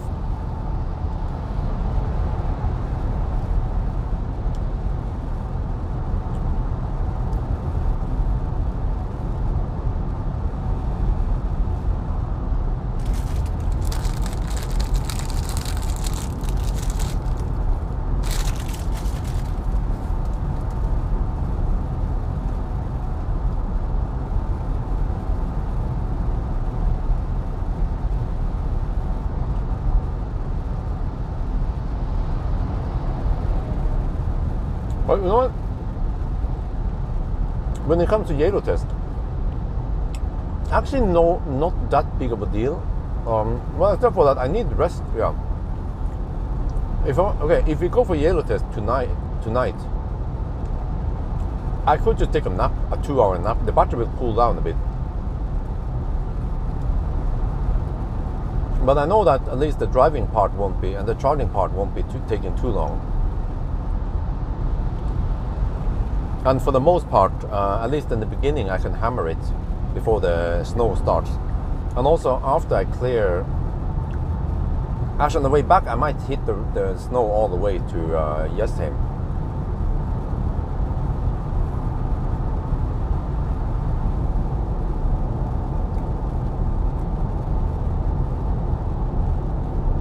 But it also depends a little bit on weight balance, because with rear-wheel drive, you want to have it slightly tail heavy. For example, Ioniq is quite bad because it's front-wheel drive, but it's 50-50 distribution. Most front-wheel drive, they tend to be slightly front-heavy, which is better. And then the other way around for rear-wheel drive. So that's why maybe some cars are not that great for rear-wheel drive, because they might be 50-50 rather than slight tail-heavy, like 48 front, 52 rear, or some shit like that. You can look in the weight tab in my test. I've tested that one also, of course. So many people with classic Ioniq, they complain that the car struggles on slippery roads during winter, and that's because classic Ioniq is 50-50 distribution.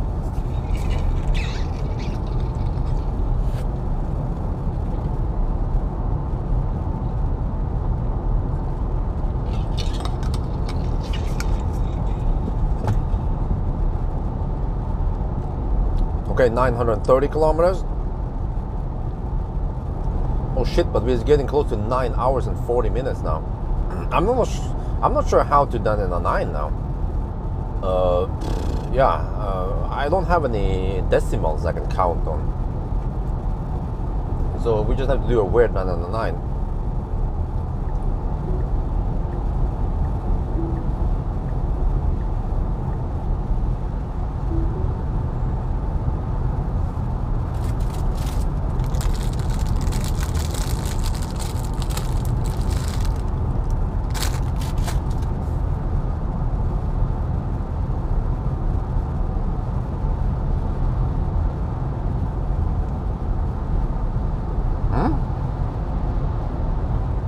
Wait, what? What about TD? You claim that Tesla tires are efficient but lack grip, but Tesla sells Nokian Hakkapeliitta tires, which is the same that other brands use, many other brands. Tesla, they don't have their own tire. They use Nokian. Oh, it depends. If you get frigging Central European tires, Soto Zero, then you're doomed. Nokian tires are really good for winter, proper winter conditions. I speak of experience, of course.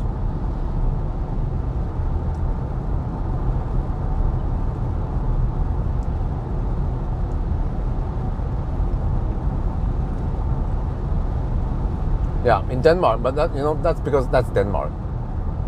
Denmark doesn't get the same winter snow stuff like Norway. So over there, Soto Zero would work fine.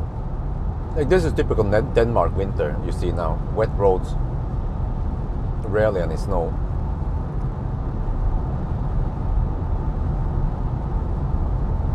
Yeah, I also tried something like that. I remember we tried it in Lapland. Very few people watched that video. I tried some Central European tires, and I mean they work okay, but I could feel that Nordic friction tires like Hakkapeliitta, studless or studded, they work way better. I mean not way better, but better. But the Central European tires, I mean they still worked surprisingly well, but you can feel the difference versus Nordic friction tires.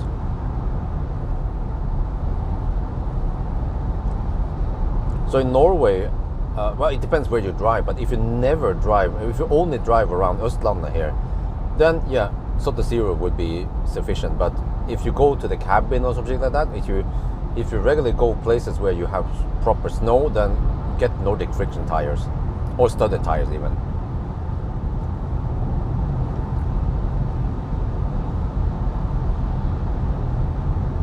So for example, for me, when I did Nimbertask, I would actually, if I would do Nimbertask again, I would definitely get studded tires, because Nimbertask requires me to be spot on, and I don't want to have any delays because of some weather conditions, and frozen rain should not be any problem for me, and it was never a problem with studded tires.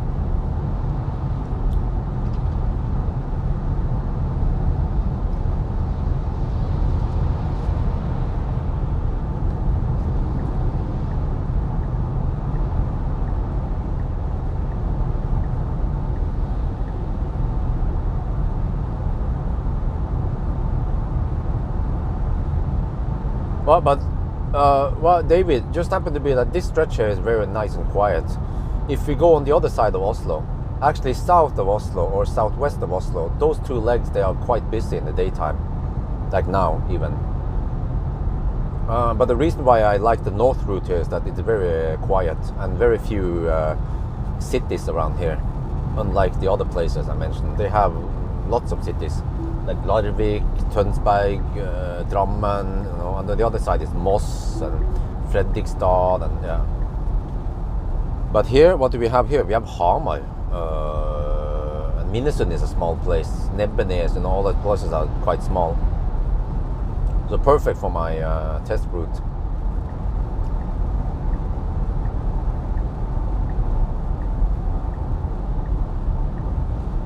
Okay, we're down to 50%. 941 kilometers now. We are at, oh shit, we are at there at 9 hours and 43 minutes. We're not gonna break any records today. I actually don't know why. It must be the Norway route. Can you guys explain why? I mean, it charges like a boss, right? It charges way faster than the old one. Consumption was not that high, so the only thing here is the speed. Yeah, always blame speed. No, but you guys did the math. If the average speed is let's say 10 kilometers. Can someone do the math for me? Swedish route, we can usually average maybe 120 kilometers per hour. Norway route, if we can only average 110, then at least we can calculate the driving part, right? 1000 divided by 110. Okay.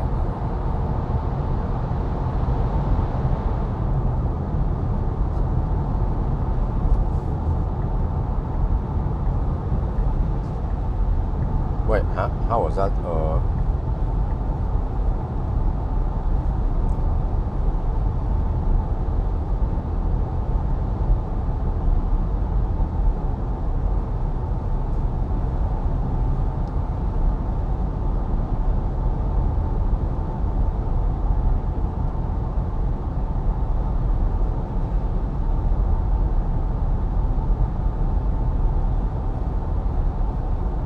Wait, huh? Is it really 45-minute difference in driving time between Norway? Let's say if it was 10 kilometers per hour difference in time. Well, I never measured the average speed in Sweden route versus Norway route, but I just know that Norway route is slower.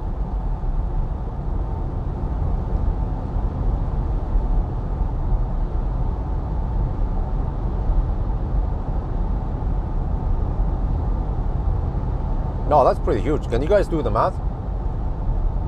110 versus 120 kilometers per hour average speed on 1000 kilometers. I got 45-minute difference.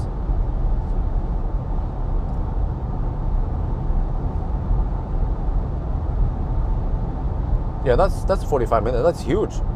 And then, okay, what about increased consumption? Well, we might be talking about only, let's say, 20 watt-hour per kilometer, right? Which means 20 kilowatt-hour.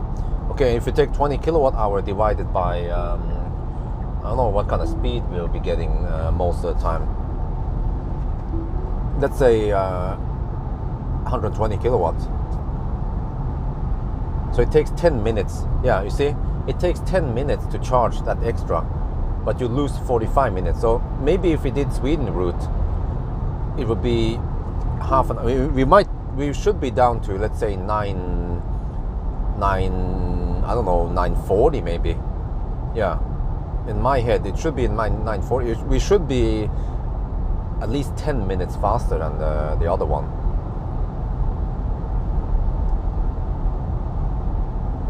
So in a way, maybe the Norway route is slightly flawed. Oh, what the heck, man? Freaking.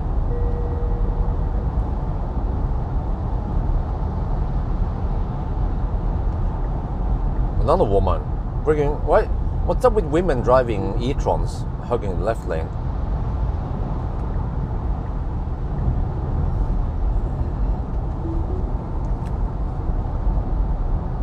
Okay, I need to explain this by the end of the challenge, because people are like, huh? Why was this one slower? Well, it boils down to average speed, driving speed versus charging speed.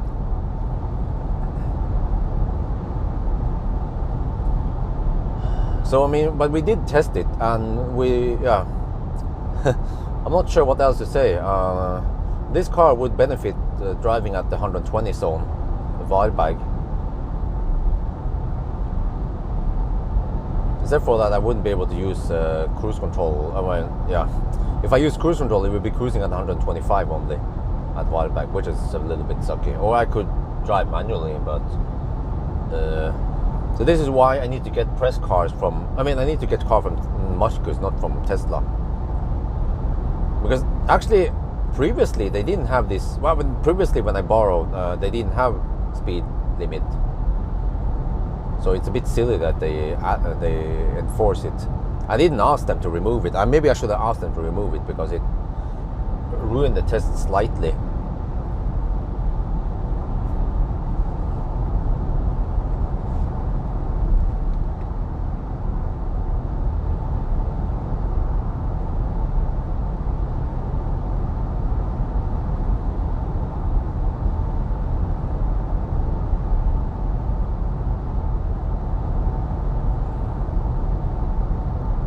But it's still a big mystery. When I input it in my spreadsheet, and the spreadsheet gave me 1020, I was like, huh? Shouldn't it be something like 950 at least during winter?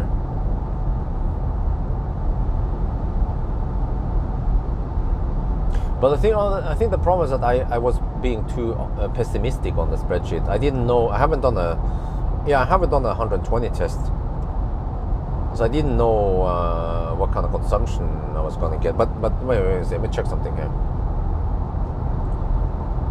Yeah, the consumption at 120 seems to be only around 200.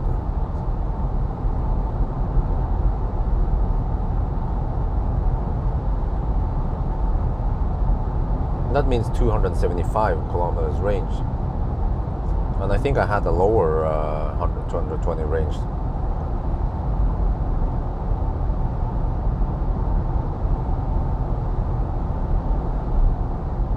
$275.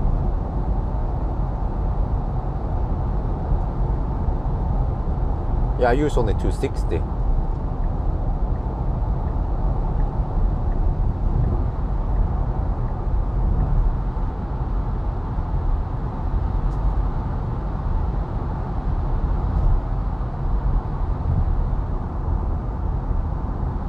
Okay, then it should be around 1010.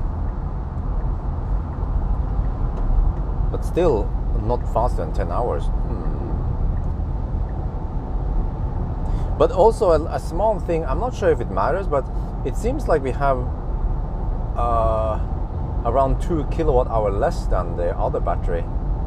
I measured only 55 kilowatt hour, 54.5 roughly, or 50, yeah, rather than 57 kilowatt hour. 57, yeah. Wait, I have to pay attention here. I need to turn around soon. And then eventually I need to navigate towards, how do I do this? Yeah, okay.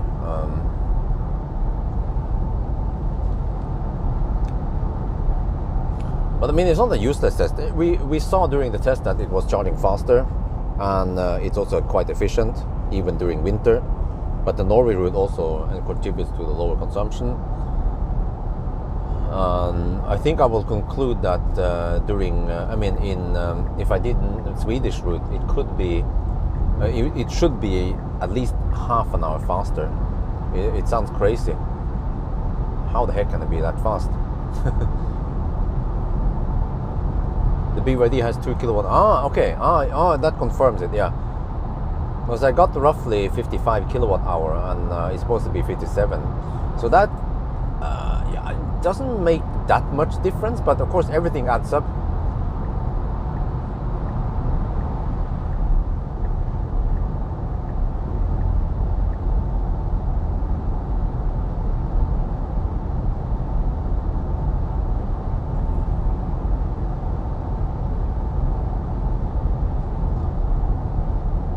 Okay, 960 kilometers. Okay, that means I only have to do a little loop north now, maybe to, I'm not sure, yeah, and then back again, and then try to 999. I should have plenty of juice.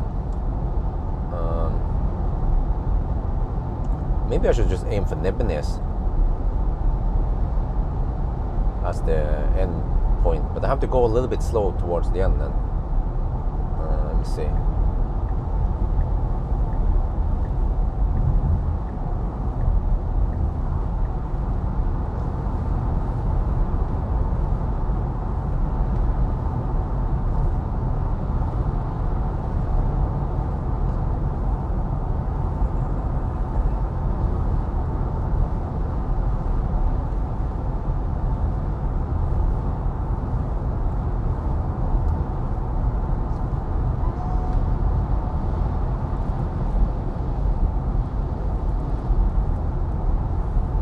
Okay, so that means we have only 50 kilometers left, roughly. If I turn around here and go to Strandlykkja, let me find Strandlykkja. Turnaround point. There, Strandlykkja.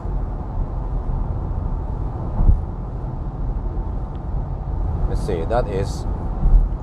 Oh, that's only 16 kilometers away, okay. I need to go a little bit past it then to, yeah. maybe Espa.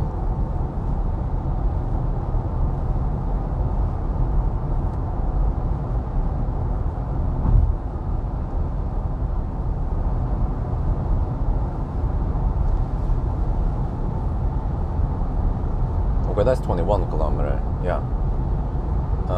Yeah, that means the round trip will be.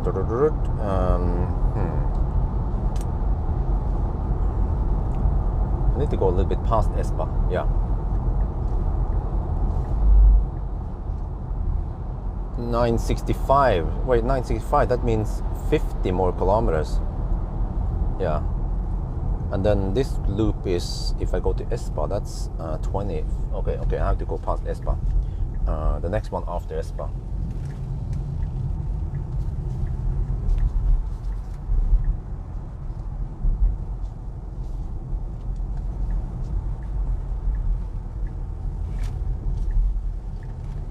Yeah, it means that it's like slight difference only, 2 kilowatt hour.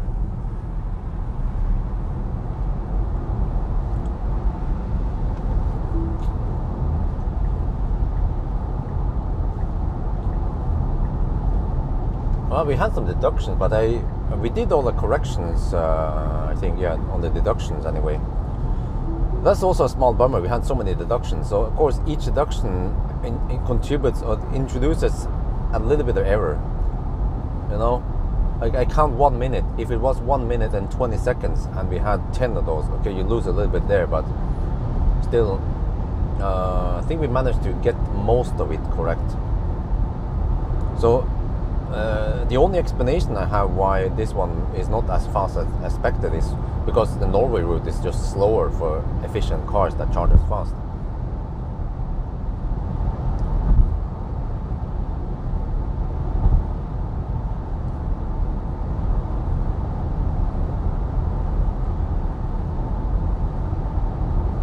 Okay, we are actually getting close to the 10-hour mark. We are at 9:55 already.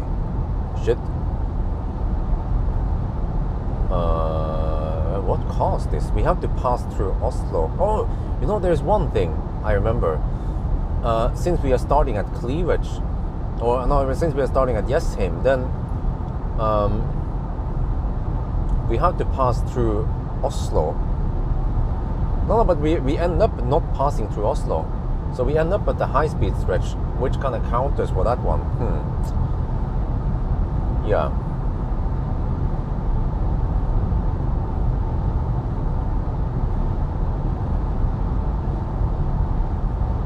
So actually, if I went more via Sweden, that would be better. Because there's mostly just, yeah, there's just 110 zones in Sweden, all the way to Uddevalla, more or less. Actually, it is, yeah. So that would be 240 kilometers of 110 zone that we would have gotten. But on the other hand, you just shift it, because we would end up with driving back and forth in the north loop here in the 110 zone anyway. So yeah, speed wise it's the same. Yeah, Ljungskile, correct.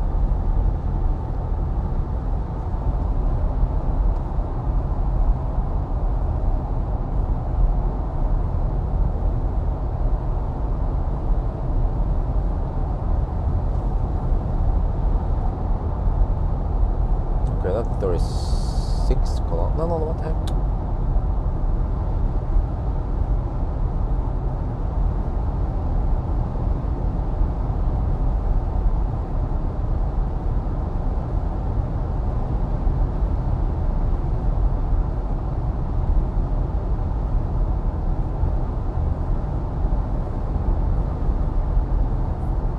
Okay, that's 18 kilometers.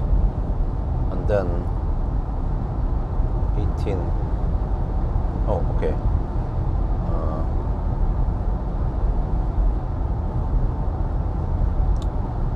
This is a bit hard to estimate. Almost need to just lock on to Minnesund and then turn around when I feel like it. Well, Strandlisha is too early, so let's see. But we have plenty of juice. I can actually go quite far now. Let me see, 38. What is the, okay, divided by let's say 200 and, oh, I have 95 kilometers of range. That's plenty. We charge actually too much. So yeah, maybe I could have shaved off 5 minutes in the charging.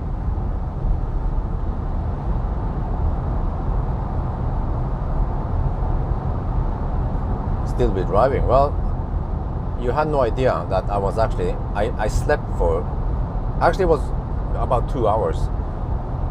First I had a little nap while we charged up, and then I slept even more. So after 2 hours of nap, then I'm pretty good now. I can survive for a long time until I need to sleep again. Back and from Minnesund to Ljungskile, huh? What? Minnesund? What are you talking about? What? I think you're a little bit lost there. Or did you mean Svinesund? But normally I would turn around at Svinesund, but I could actually go all the way to Ljungskile. So we mixed in a little bit of Swedish route.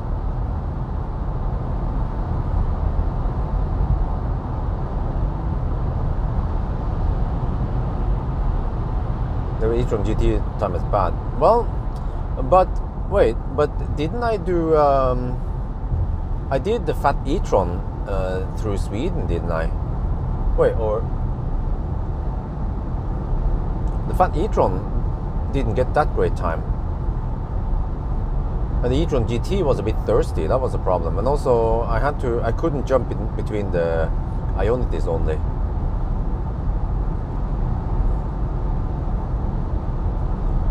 Yeah, but I kind of knew that the Norway route was slower. But yeah, didn't know exactly how much slower it was. But also the problem nowadays in Norway route is that we have winter average speed. Winter speed instead of 110, we have 100 from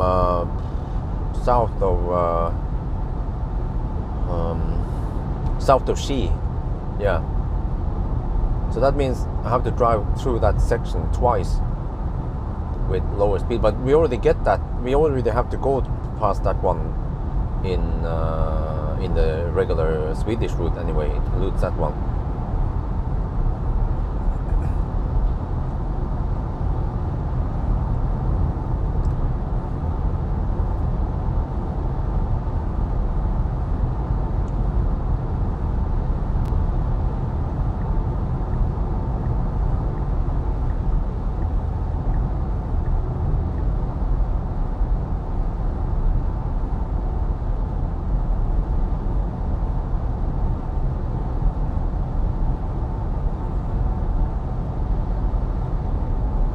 Okay, we are 980 kilometers now. So you have to go to 900 and wait, let me see. Do I want to end up at Nebbenes? I think just for okay, maybe just navigate to supercharger Nebbenes, but I want to 999 a little bit before that time. Okay, let me see. In 35 kilometers. Okay, that's perfect. That's a little bit too early. Let me see. 981 plus 35, that's 10. Okay, no, I want to go a little bit past Espa so I can 999 before I hit the Baustelle.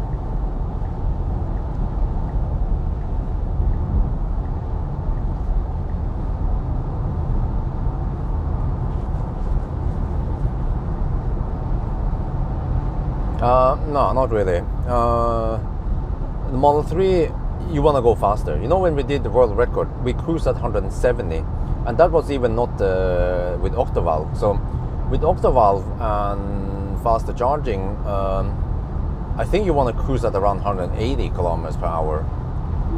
Trust me, if you cruise at only 140, 150, you will arrive slower with the Model 3. We even had a semi-high consumption with the Model 3 because it was night, and yeah, this was pre-octavalve. It was a bit wet also for some periods.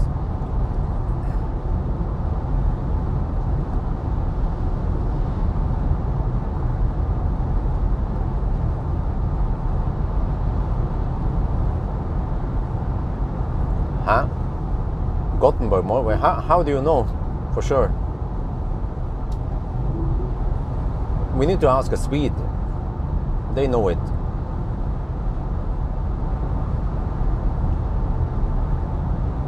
Because I can't have a guesswork. Like, it seems like it's open. I need to be sure. Like from Pierre Simpson, if he read something on some local website or some shit that, oh, you know, the road is finally open again.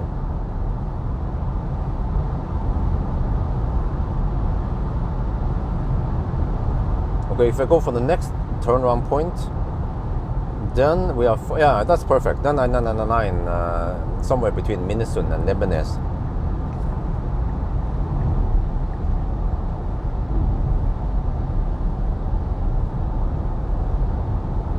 And I'm more than enough juice. The car estimates I will arrive in Nebbenes with 15%. So I charge 10% too much. That's 5.5 kilowatt hour roughly. And how long does it take at 120, 110? Like 110 kilowatts. It's not open. Okay, there you go. That's what I needed to hear from a Swede like Pierre Simpson.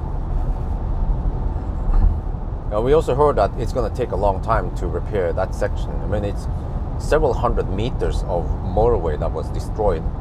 One does not simply just fix that in a couple of months.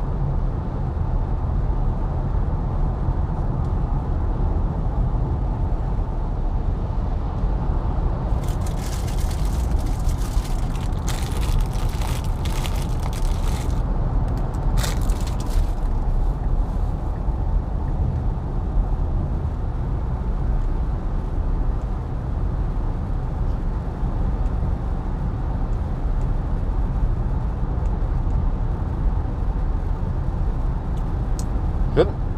We are past the 10-hour mark now.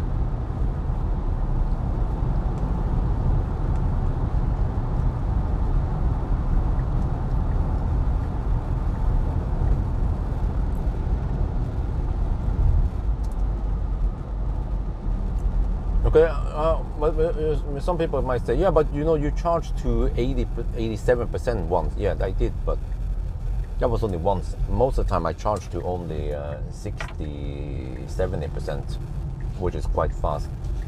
And some people might say, oh, but you should have charged to only 50%. Then I have to have more frequent charging stops. So I think I already did what I could to make it as fast as possible.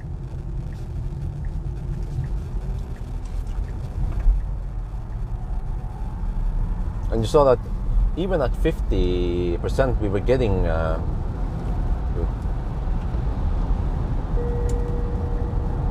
guy moved over way too early. He should have seen that I was approaching, and he should have kept the left lane.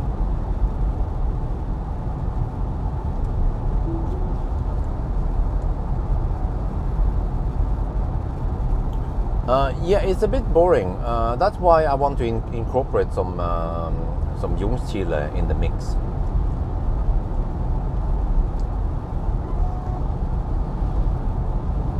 I mean, it's boring enough to make these routes over and over again.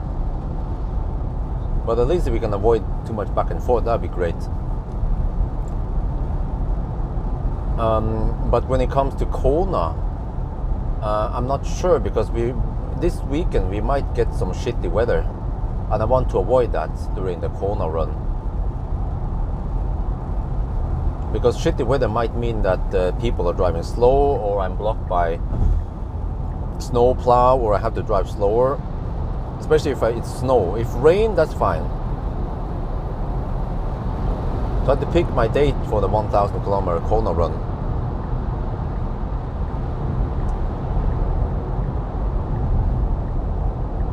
Worst case is that I have to do it on a weekday, but it's a bit clumsy, timing wise.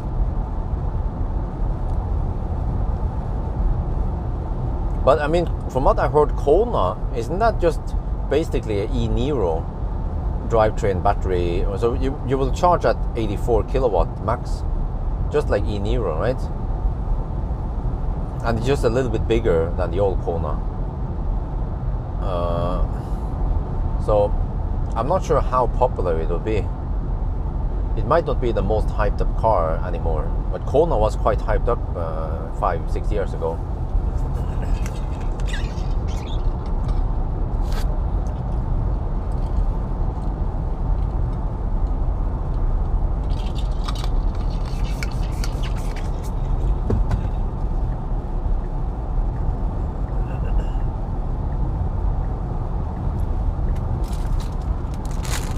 Signed contract. Wow, they haven't started rebuilding it yet.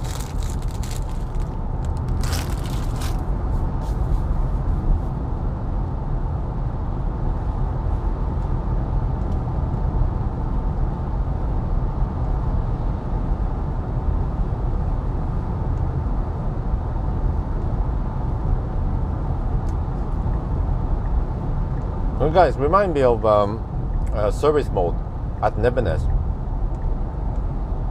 We're gonna go. The plan is to 999 soon. We have 997 kilometers now. We will 999 soon, and then we go to Nebenez, charge up. I do my wrap up. I explain why it was slower, but you can see quite clearly that it is charging faster. And it's partly because, yeah, you know what? The consumption here ended up as 219, and actually with correction, it becomes, let me see, 219 multiplied by 1.1. It's actually 223, but I suspect that if this was summer, it would be lower, you know, maybe only around 200 watt-hour per kilometer. And that means that in summer it will be faster. It will be around 5 minutes faster, at least, maybe more. And then if it was Sweden run, it will also be faster. So if we had a chance to test Sweden run in summer next spring, we can probably prove that it will be something like 9:45. Yeah, my guess is 9:45.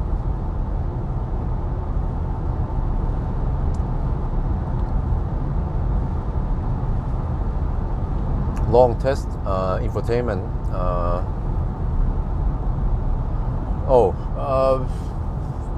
I could do that, but I'm not sure how interesting it is. It sounds a bit boring, to be honest. You might find it interesting, but remember that for my audience, they find a lot of my content boring and they don't click on it. For example, acceleration noise test, many people don't click on it. Charging test, most people don't click on it. Even range test, they don't click on it. I'm not sure what they're looking for. They're looking for some scandals, some repair videos. They get high view count. When they get stranded, yeah, then they look at it. And some kind of navigation, infotainment navigation test. I'm not going to be negative about it, but I just smell like it's something that won't get many views.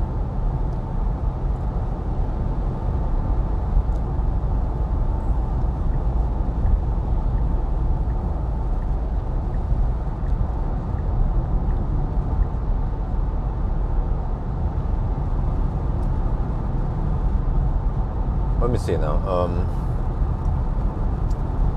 Because I have to travel to Yale tonight and back again. Okay, let's say worst case, we need 3.5 hours.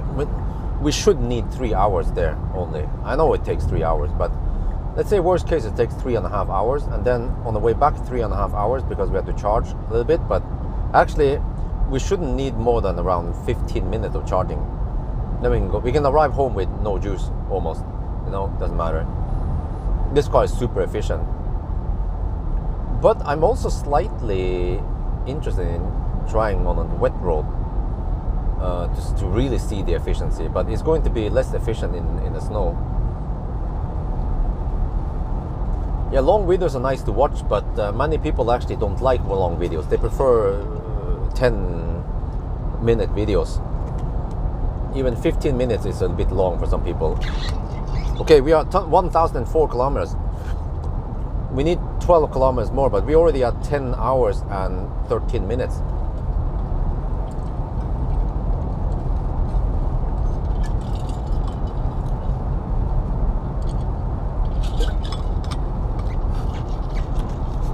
Yeah, exactly. You don't care about climbing numbers. But I find it interesting. And just to compare it like that between cars and then look at the charging curve. But that's because I am interested in it. But most people, they don't care. People have different preferences. But I remember when I did some infotainment video of EQS and also on ID4, they didn't get crazy view counts. Well, it was probably only those people who were interested in EQS and ID4 who watched those videos. Most other people, they were like, we don't care. Okay, 1,007 kilometers now. We're getting close to the 999. So again, I don't know how the heck I'm supposed to 999 now.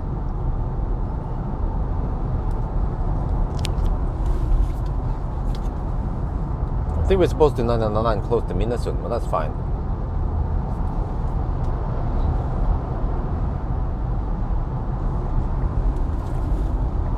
(1,008), 8 kilometers left. Current time is now 10:15. Damn, it's gonna be 10:20. Just like I predicted. Like, I don't know how the heck. I should have shown it in the beginning. But I don't know, man, how it ended up being so slow.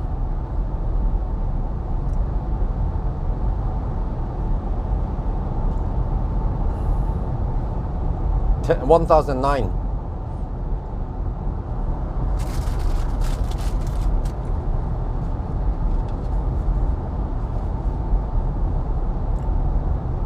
I think this is the last tunnel before, yeah. The next one will be at Hammerstad. That's good. We don't have any 99 in the tunnel.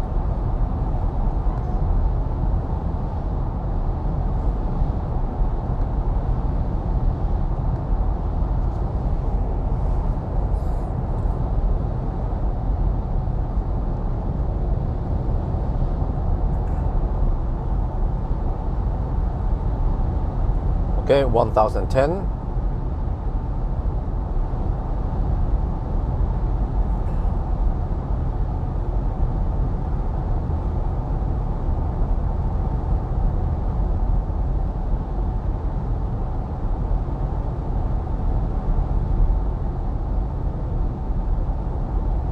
(1,011). Okay, so that's good at least that when I do 999 and now in the future, it will be in the high-speed stretch. And I can choose, no big deal, I can 999 around here or Dal or some shit with low traffic. 1,012. 4 more kilometers. It goes snell now.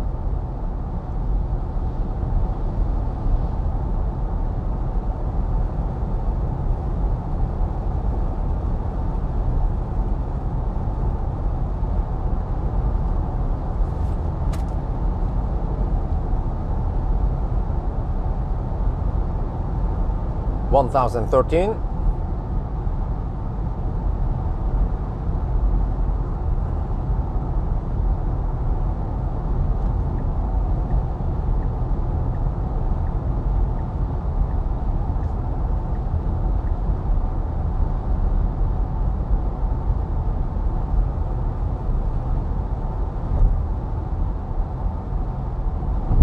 (1,014). 2 kilometers left.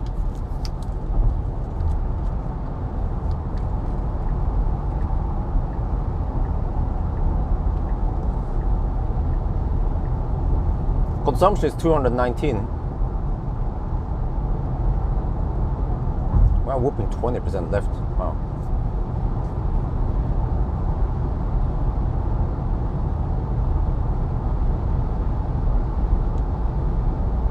Okay, let's do the countdown. We're at 1,015. We need 1,016. So we don't have any decimals. We just have to do the 992, 993, 994, 995, 996, 997, 998, 9999. There, 1,000. Oh, spot on, man.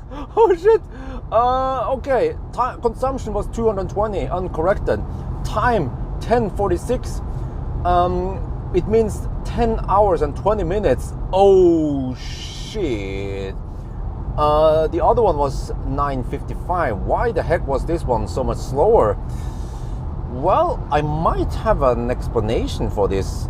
Let's get over to, yeah, and also we ended up with 19%. I calculated that we spend around 5 minutes extra, or 3 to 5 minutes extra charging that. So yeah, I could have shaved off 5 minutes. It could have been 10:15. You know, winter run, maybe summer run, it could have been 10:05. And then Norway route, it was slower in the Norway route with efficient cars that charge as fast. So yeah, my guess is that it should have been 9:45. Okay, let's get over there to Nebenes now.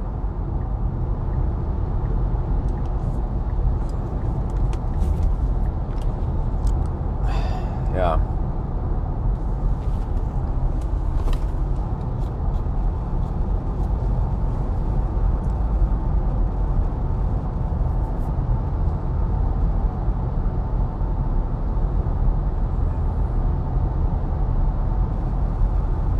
Okay, I'm gonna try the service mode soon, but let's see now. I'm not sure if I can do that while driving.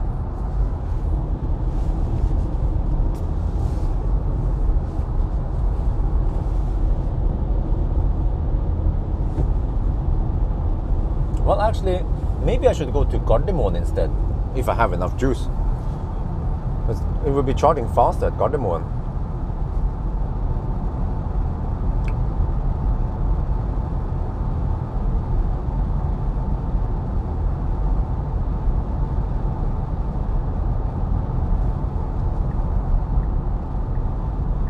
Yeah, I mean V2 is not going to cut it. Let me check something here. Okay, can we make it to Gardermoen? Zoop, zoop. 8%, no problem. We are 24 kilometers away from Gardermoen. Okay, let's all go for Gardermoen instead.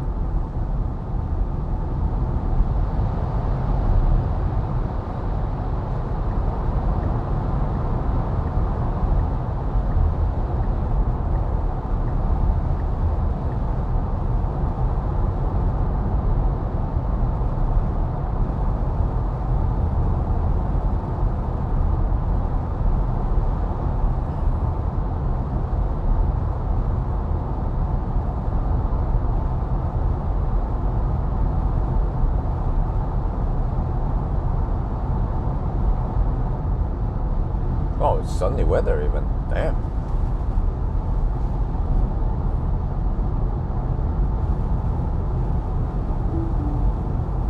Oh, they shut down all of them. Wow. They came to the census and got rid of hydrogen. I wonder how much money, how much EU money, EU taxpayers' money was spent on or wasted on hydrogen. Must have been massive. Just think about this. It was funded by EU, right? Taxpayers' money, so that some companies could install them. And then, wait, so they basically paid for the very expensive refueling stations. And then they have to dismantle them.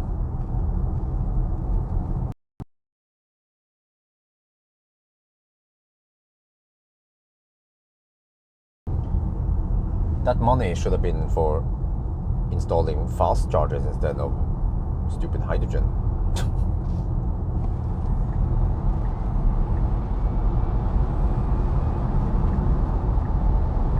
Fat e-tron trying to save energy.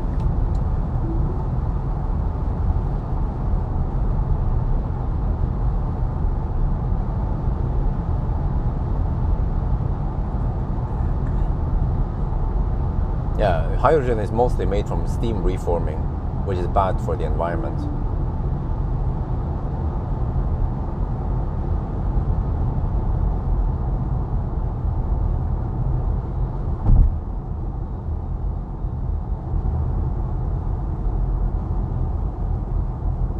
I couldn't hammer past that truck, but okay, no, I don't want to go too fast. Okay, this is why I avoided Nebenes. I mean, yeah, Nebenes area. I wonder how long they will have this. I have to look at Veivassen, how long they plan this work. But they're replacing some middle dividers with, they're replacing the ones that is the, what do they call it? The one that looks rusty. Yeah, with some more stainless steel. I heard that these so-called rusty ones that has natural protection, they turn out to not be that great. You see, they're going for the conventional ones instead. Yeah. And these ones, they have only existed here for about 10 years.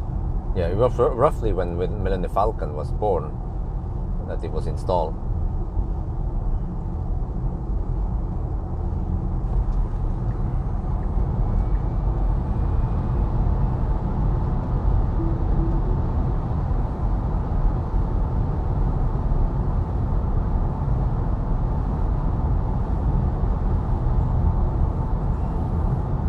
What? Doesn't use any blinkers. Man, freaking lazy bus driver.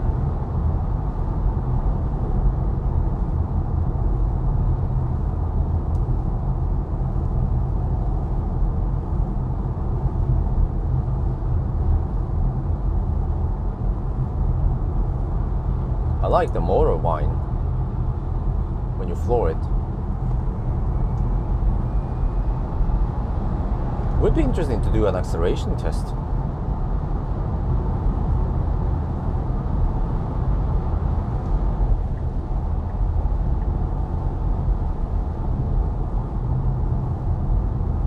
BMW bus, yeah, that could be it. It could be a BMW driver, Audi driver. That is likely.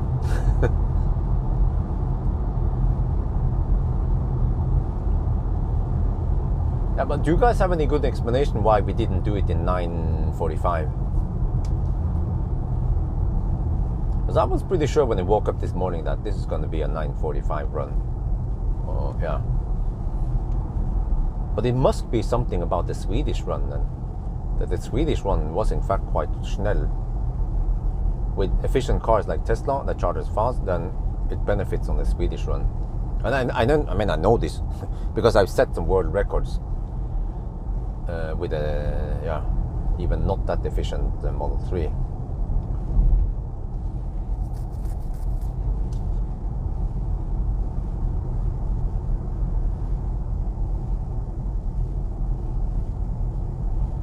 Yeah, it is actually the slowest Tesla, because Model 3 is slightly more efficient.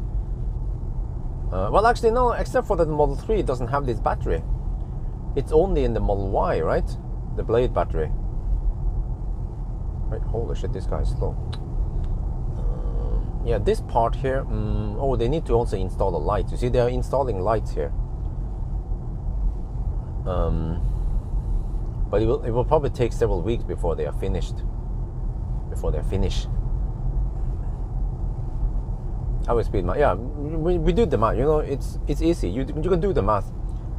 110 versus 120 kilometers per hour average speed means 45 minutes. You wouldn't believe that. You would think, oh, maybe it's 10 minutes faster. No, it's 45 minutes faster.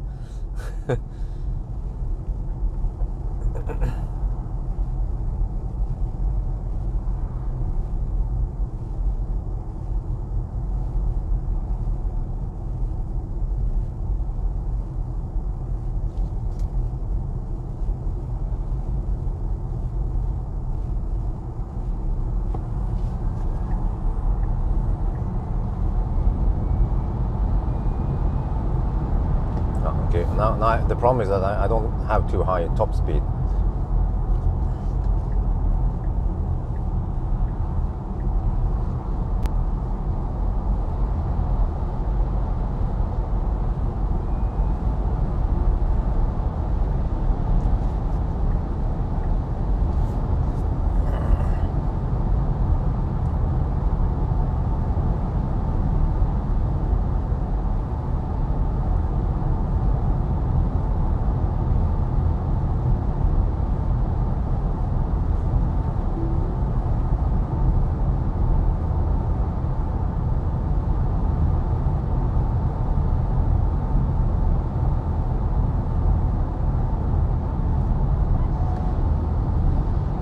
C, damn, what the heck?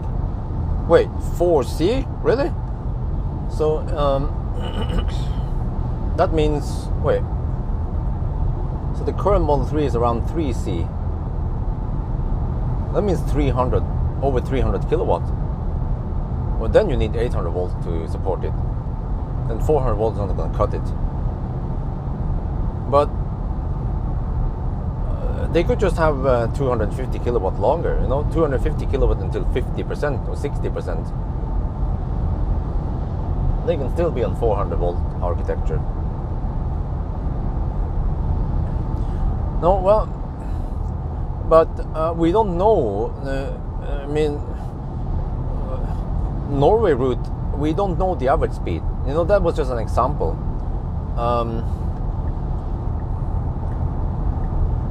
Because I never measured the average, but we know roughly that I can go from Oslo to Spekkerød, and the average speed will be around 118, right? But then, wait, that's Idehus. Is that Viggo? You see it? That was Viggo. That was Viggo. Oh, it's funny.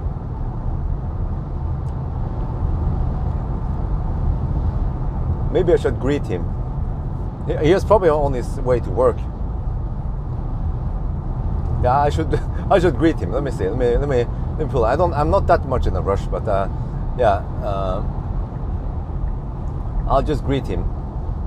Wait for him to pass me. Well, actually, he might not pass me. He might be poking around. No, he exited there. Okay, that's fine. No problem.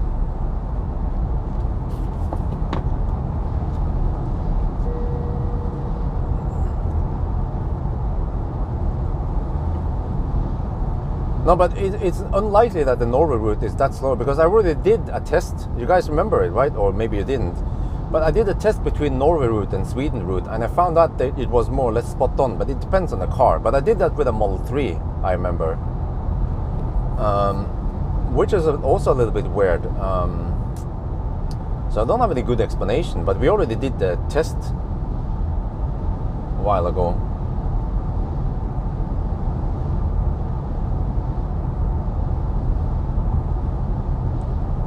Okay, let me see. If I didn't take that 2-hour nap, I should be home by now. I should be home by 9. Yeah. I told wifey I should be home by around 8, 9, and then I'm home by 11. So pretty much every time I'm home late, it's because I was dead tired and I had to pass out.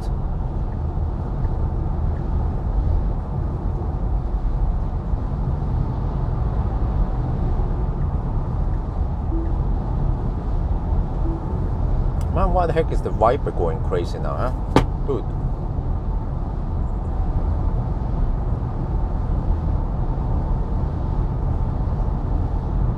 We don't need wipers on right now. Shit.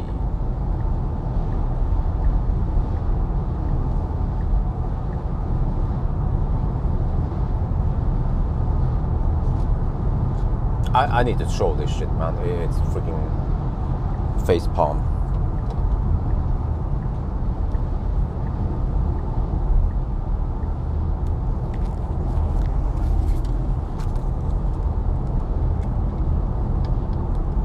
Of course, it stopped right when I was about to record that. There, it started again. No, okay, now it's on the semi.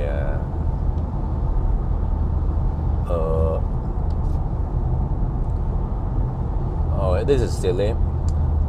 First, the Viper was on continuous mode, and then when I grabbed the camera, it went into the interval mode. But you see that we don't need wipers on right now. This is so silly. It's been like this through the night, actually. But especially now, you can see that it's dry on the road. There's no moisture, there's no rain, no snow, no Salzschmutzfest. But the freaking Viper is forced to be on auto mode. You can see it here. You cannot change it. It's because it's Tesla vision crap. So Tesla, they just ruin a perfect car by, well, yeah, removing ultrasonic sensors, removing radar. And then they're about to ruin it more by removing the stocks. Oh man, Tesla, they make great cars, good efficiency, great infotainment, snappy infotainment, great app. Everything is great with Tesla except for stuff that they screw up.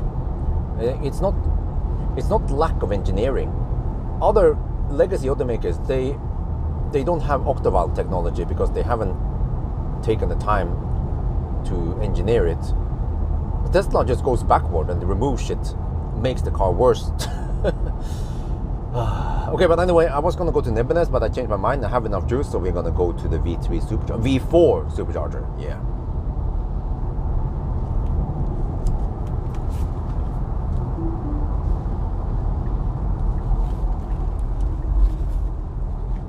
Okay, this one should be fairly close to my home.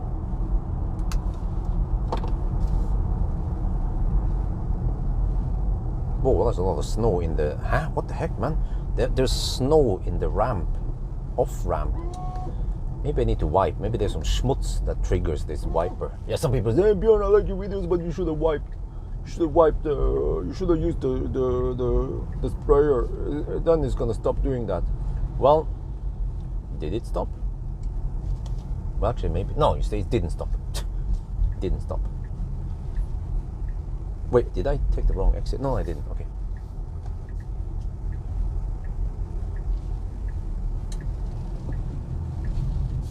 Wait. Maybe we can plant heck. I wonder if it will grow in winter. Do you guys know hedge? You know heck? The one that is looks like a Christmas tree. The one that is evergreen. Do they grow in winter? Or maybe they don't. Oh yeah, I can use a fat V4. It's a Mokka with the charge port on the right side with the wrong side. No, it's the charge port on the left side. Okay, let me see. Yeah. You know what? It looks nicer if I use the V. If I take a thumbnail at the V3, a V4 supercharger. Let's do that. Let's make this one the thumbnail instead. Oh shit! Oh schmutz in the backup camera.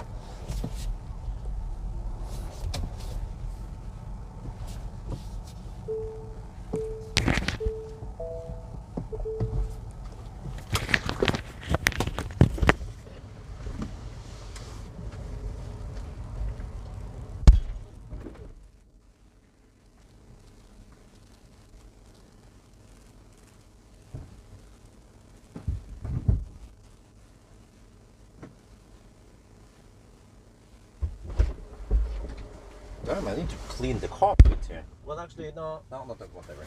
Doesn't matter.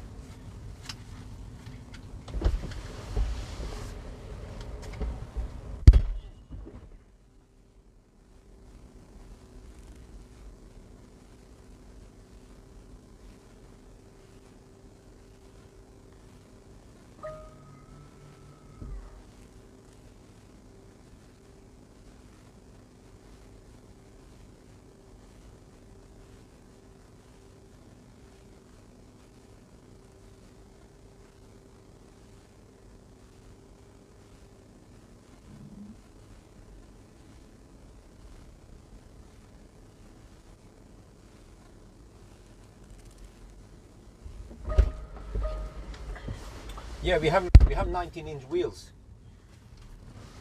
aerodynamic rims, so everything should be perfect for efficiency, right?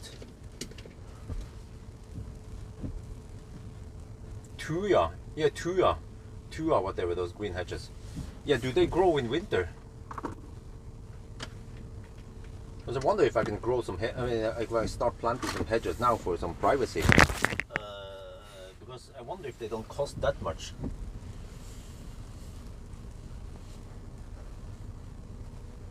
Okay, I'm getting 170 kilowatt hour per hour. Okay, well, let me check something here. Service mode.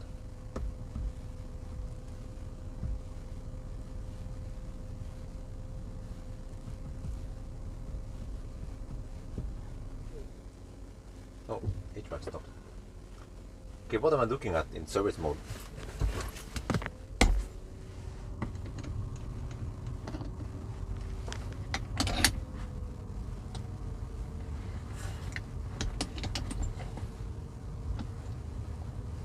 High voltage, right?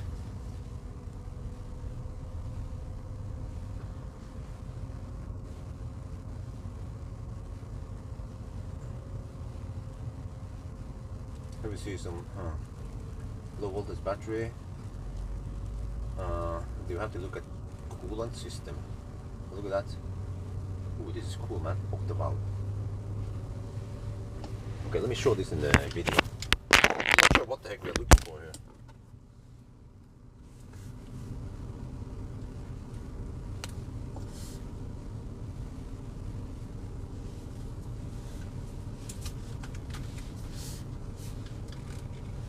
Okay, you might want to, okay. Oh yeah, I'm in service mode now, so I'm trying to look for powertrain loop inlet, battery loop inlet. Okay, so it seems like it's cooling the battery. You see, we're taking, wow, this is the first time I see it. It gets some, wow, the octavalve in action. Radiator fan, okay, wait, let me see. We stop this one for now. It's trying to cool the, where's the battery here? Cool and parallel, chiller, pump, okay. Battery pump. Battery loop, okay, okay. I'm trying to find the battery temperature. Where the heck is it? Here maybe? No, this is low. Oh, this is low voltage, okay. High voltage, here we go, HV system. Okay, state of charge, right?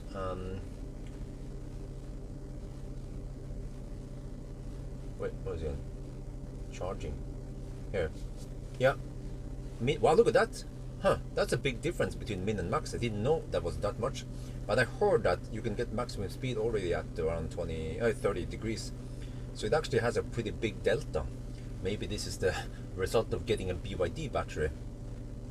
But we're already down to 143 kilowatt, only 143 kilowatt.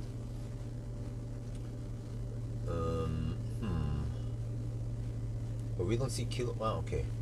If I could film this one. I could do the charging test at cold battery.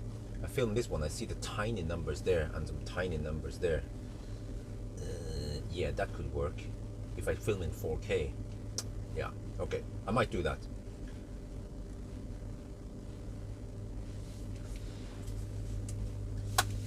Yeah, so the battery, to my big surprise, is only at 26 to 50 degrees now. Hey, really? Huh? What the heck? Why is the delta so huge? Really? 26 to 50? The fuck, man?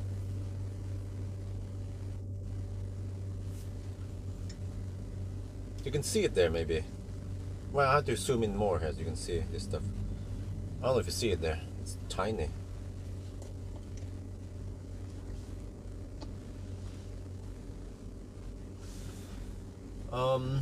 Okay, I was supposed to do the summary. I can just do it. Yeah. Okay, I need to mount the nice camera, which means that I need to move the camera a little bit. Live stream, I mean. It would be nice to see this one, but okay. Anyway, yeah, for this one, by the way, I can. You see, what I can do is that if I film like this, we have kilowatt here, we have percent there. Wait, shit, you can't see it. Yeah, we have state of charge there, kilowatt there.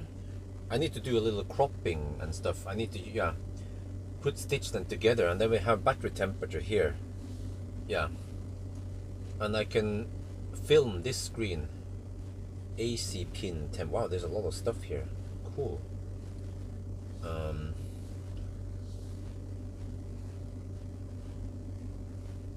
HP battery. What is this? Oh, there's so much stuff here, man. I don't know what all this stuff means.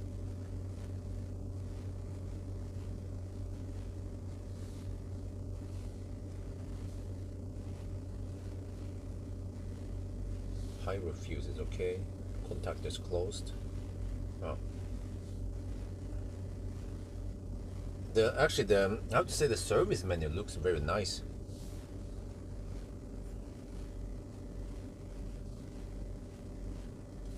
But I feel like I need to go to the restroom. Can I borrow some? They have dealership here. I can borrow restroom. Yeah, I might have to do that. Oh shit. Okay, it just came a little bit urgent. Sorry guys. I'm not sure if I can show this while I'm gone. I can probably just show you guys this one for now. What's the name? Yeah. Okay, let me see. Let me just, yeah, I have to, can I lock the car in service mode? I'm not sure. How do I exit service mode? Service mode, exit service mode. Okay, there you go. I need to do the summary thing, but first I also need to, okay, I have to go to the dealership over here and ask nicely if I can borrow a toilet. But I'll be back.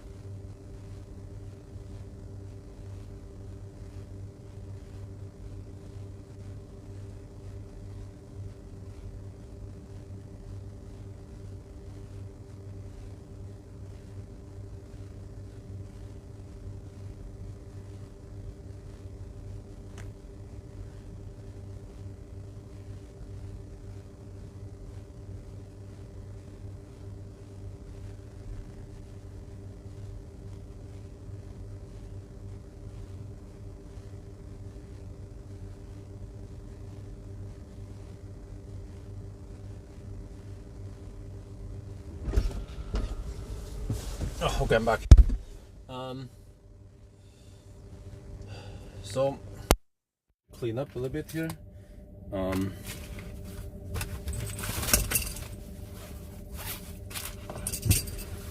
shit, dropped it. Something dropped it. Oh, this one. So yeah,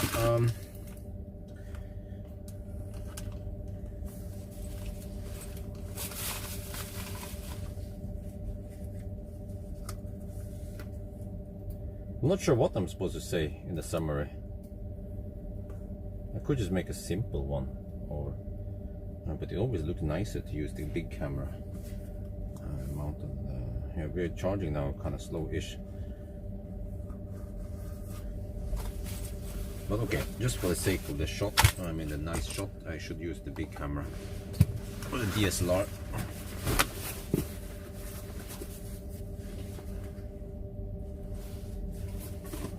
These two, okay.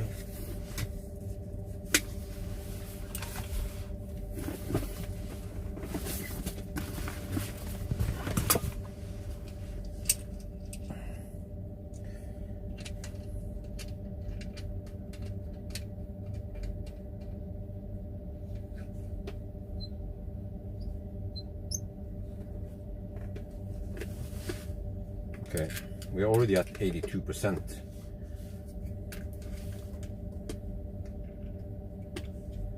Just wanna finish the wrap up and then get back home.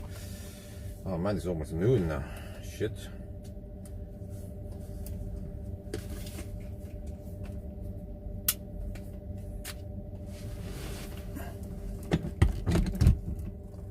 Oh, that's a bit overexposed. Fair to say. Okay, let me see. 2.8, 3.5. ISO. Yeah, okay. 4.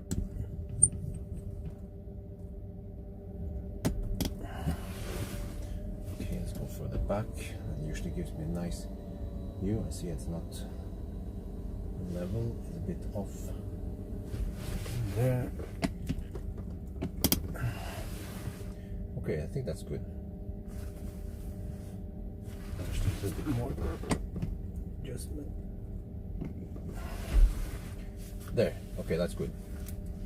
Let's see, what about, yeah, actually covering this one will improve the light. So, there, yeah, that's better. Yeah. Then we have to look at the result table. Check sound. Battery info 89%. Sound recording, yes, sound is on. Okay. Oh shit, what the heck? Dude, you need to stick there during my recording. Okay. Check the result.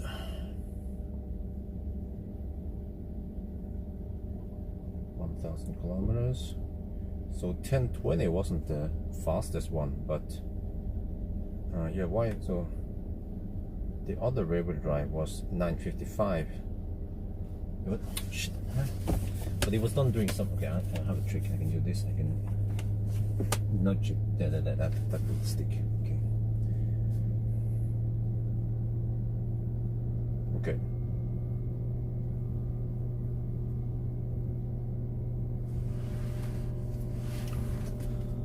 But anyway, if you look at the result now, so the other one did it in 955. It had slightly high consumption because it was this the summer run. So yeah, since this is considered a winter run in Norway and it was cold-ish, then okay, the consumption will be higher. But we simply couldn't drive as fast as Sweden. You know, over here we had mostly just 100 and 120 zone, and we had to pass through Oslo 3 times. But then in Sweden we have 120 zone. And also more 110 zones, so of course the average speed is higher. So I actually don't know exactly the difference in average speed between Norway and Sweden run, but I did a test a couple of years ago where I tested Model 3. I've been doing Model 3 run in Norway during COVID time, and then I did Model 3 run in Sweden. I got more or less the same time. So that was the conclusion back then, that it was, you know, very similar. But then now it could be maybe different, because, you know, if you do the math, if you take 1,000 kilometers divided by 110 kilometers per hour versus 1,000 kilometers divided by 120 kilometers per hour, and do you know what the difference in time is? You might think it's only around 10-15 minutes. It's actually whooping 45 minutes. This shows that you know, you can actually, if you want to travel fast, you really want to go fast. Some people claim that, oh, but you save energy by going slower. Yes, true, but the extra energy you might spend might be only around 20-30 kilowatt hour, and that usually takes around 5-10 minutes to charge up. So you see, you will be losing 45 minutes by driving slower, but you only lose 5-10 minutes by charging it up. So it does pay off to go faster. So by that conclusion, I don't know exactly how much faster the Swedish route is, but the Swedish route is better for cars that can go fast, efficient cars like Tesla with good aerodynamics. They are not that affected by cruising at 130 kilometers per hour, and also if they charge fast. So my gut feeling says that if I would do this car in summer in Sweden run, I might get around 9:45. That's my best guess, but it should be faster. But you guys saw it today. It charges way faster than before. You will also see in the charging video, if you care, that it has a flatter, higher charging curve. But this one, the Blade battery, has around 2 kilowatt hour less net capacity than the other CATL battery. So, but that doesn't matter too much in the 1,000 kilometer challenge. So yeah, I think that's it. Unfortunately, I didn't get the result I wanted, but the Swedish route is the problem is that it's there's a detour in the Swedish route. I could take the detour and then deduct for it. That could actually be a better deal. But unfortunately, I cannot retest it anyway. I'm running out of time with this car. It's from Tesla. That's why you have the speed limit. And I have to return it already in 2 days. And I'm planning on doing a yellow test and a cold charging test, cold battery test, cold gate test. So I think that's it. Yeah. Hopefully you guys liked the video and it was still useful. So that's gonna be for now. I hope you guys enjoyed the video. As always, thank you for watching and talk to you later.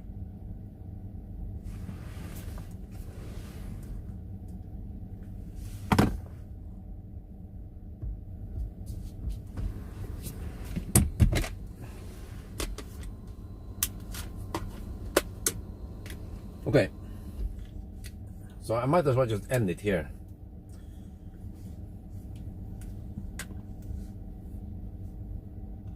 Yeah, it's quite rare. Okay, normally they don't respond.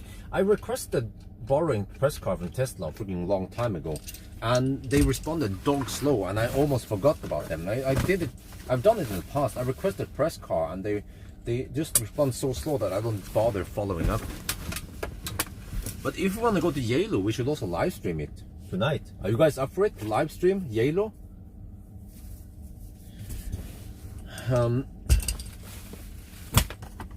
In that case, I can just leave some of the equipment here. No, that wouldn't make sense because the 1,000 kilometer challenge has some limitations. That's the whole purpose of it.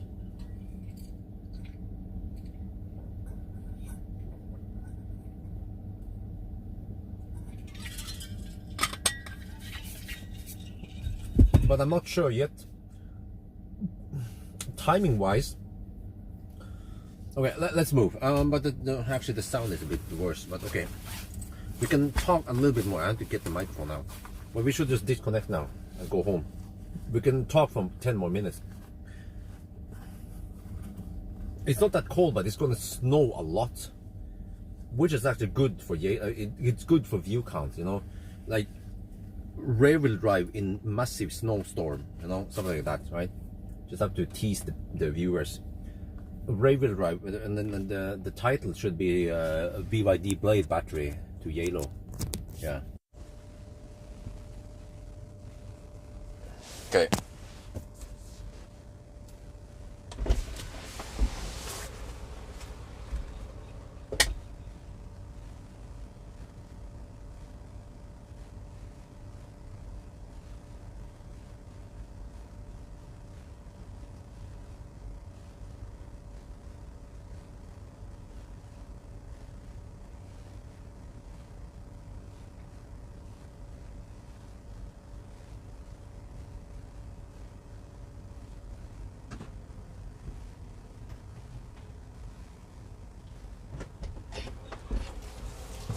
also, if I go to Yale, it's gonna be freaking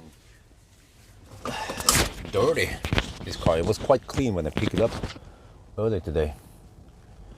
But if I want to go to Yale today, then I should go to the shopping mall with wifey today. But I should also get some kind of evening, afternoon nap, or actually soon. Yeah, I have an opportunity to nap. Isabel is supposed to nap soon in about an hour-ish. And I should try to nap same time with her. And then afterwards, we could then go for a run to the shopping mall. I think that's better to just go, let's say 2-3 hours rather than going around 4 to 6 hours tomorrow. Since we live so close. But anyway, okay, back to the Yale test. According to the weather forecast, yes, we will have the most dramatic weather tonight in Yale. Lots of snow.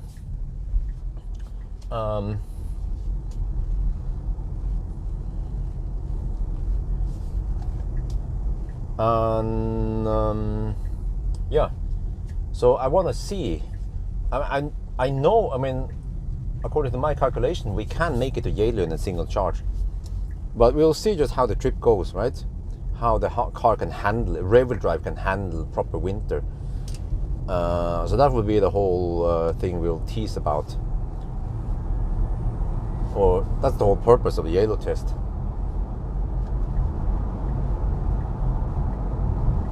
And then the plan is to arrive with low juice after Yale test.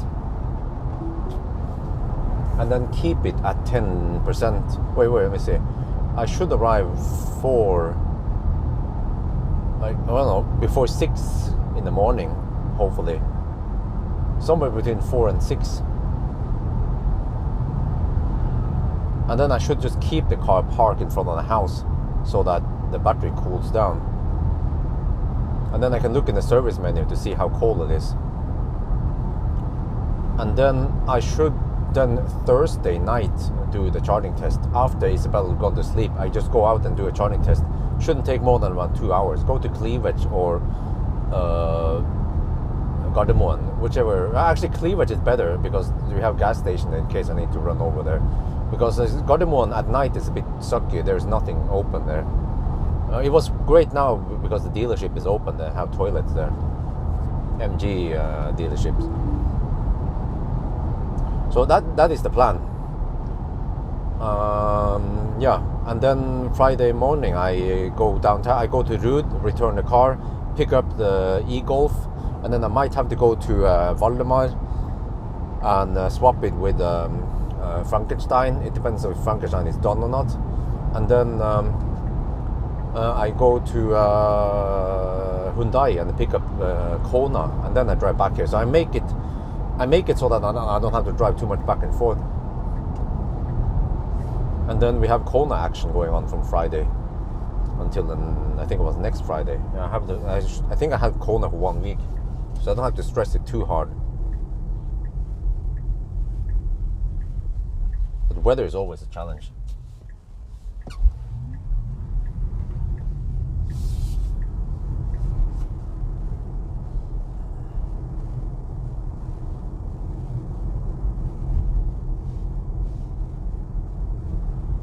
Wow, I literally live just 5 minutes away.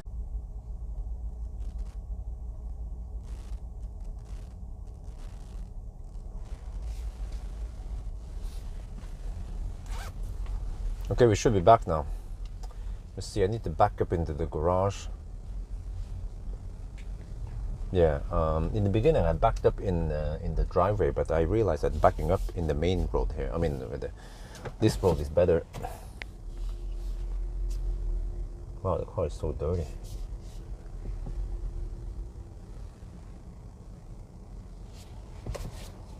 Back. Okay, we are back home now.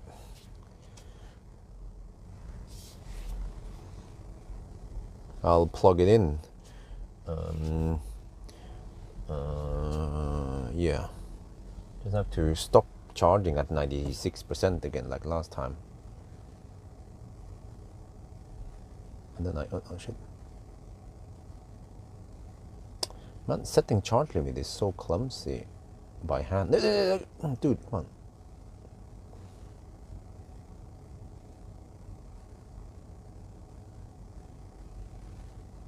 Oh, Jesus. Can I just want 96% because it's someone important. Oh man, every time how the fuck do I change charge limit? When I let off, it changes. Well, I know what to do. I slide it. There. Okay, 96%. Yeah, I think that's a good level to stop at.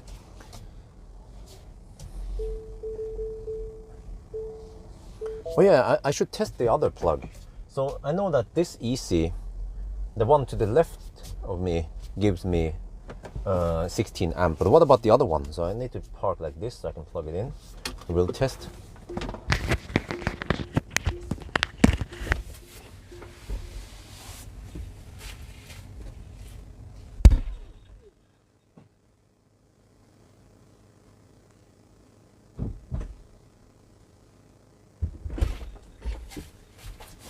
If the other one for some reason gives me only 15 amp, then maybe I should talk to the electrician. No, it was just the cable. It seems like the cable, oh, the cable was limited to 15 amp. Yeah. Oh man. You guys see this? Well, let me see if I turn off the... Oh, the beauty of three-phase. Wait, how many volts do we have there?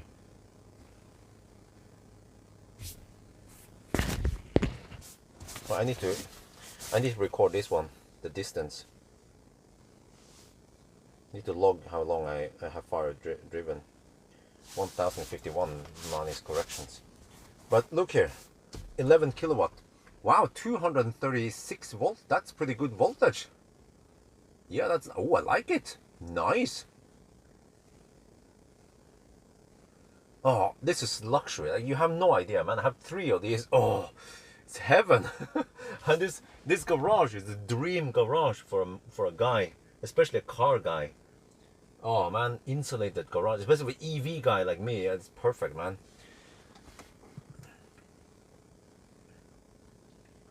Look at this. It will take 15 minutes to go to 96%. Oh man, it's heaven. If I can get DC in the garage, that would be even better. I don't know how the heck I'm gonna hook up the DC though. Need to maybe make a feed. I don't know. We could feed it with just low power, maybe 11 kilowatt or something, or I don't know. But if I can get 50 kilowatt hour battery and a DC charger in the garage, but that's almost overkill. Yeah.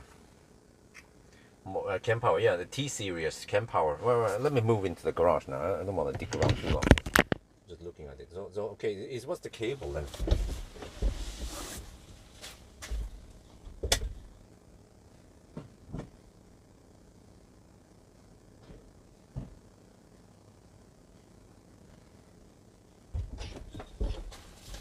Okay, so now that the cable is limited to 15 amp, but when I sell that cable, I have a bunch of cables that I don't use anymore, so I should sell some of that stuff.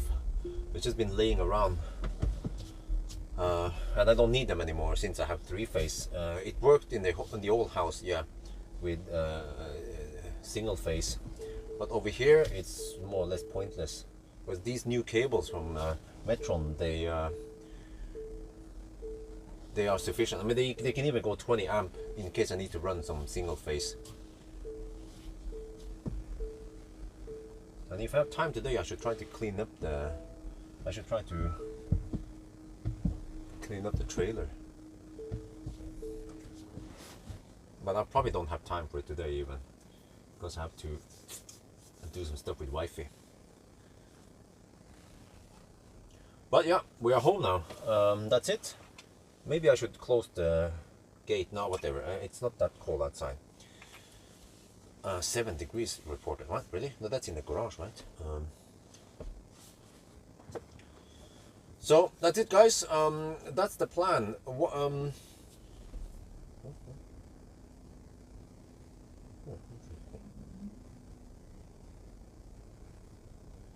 But that's the plan. Yellow test tonight. Oh, I need to get an afternoon nap so I can survive yellow. Yeah. And then the charting test tomorrow night, but that one won't be live stream. So yeah, GG, right? Is that what they say?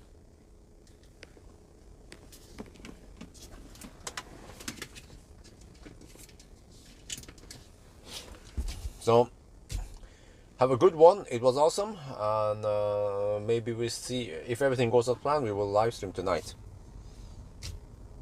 Yeah. No, Achtung for this. Thank you so much again for the donation, Achtung.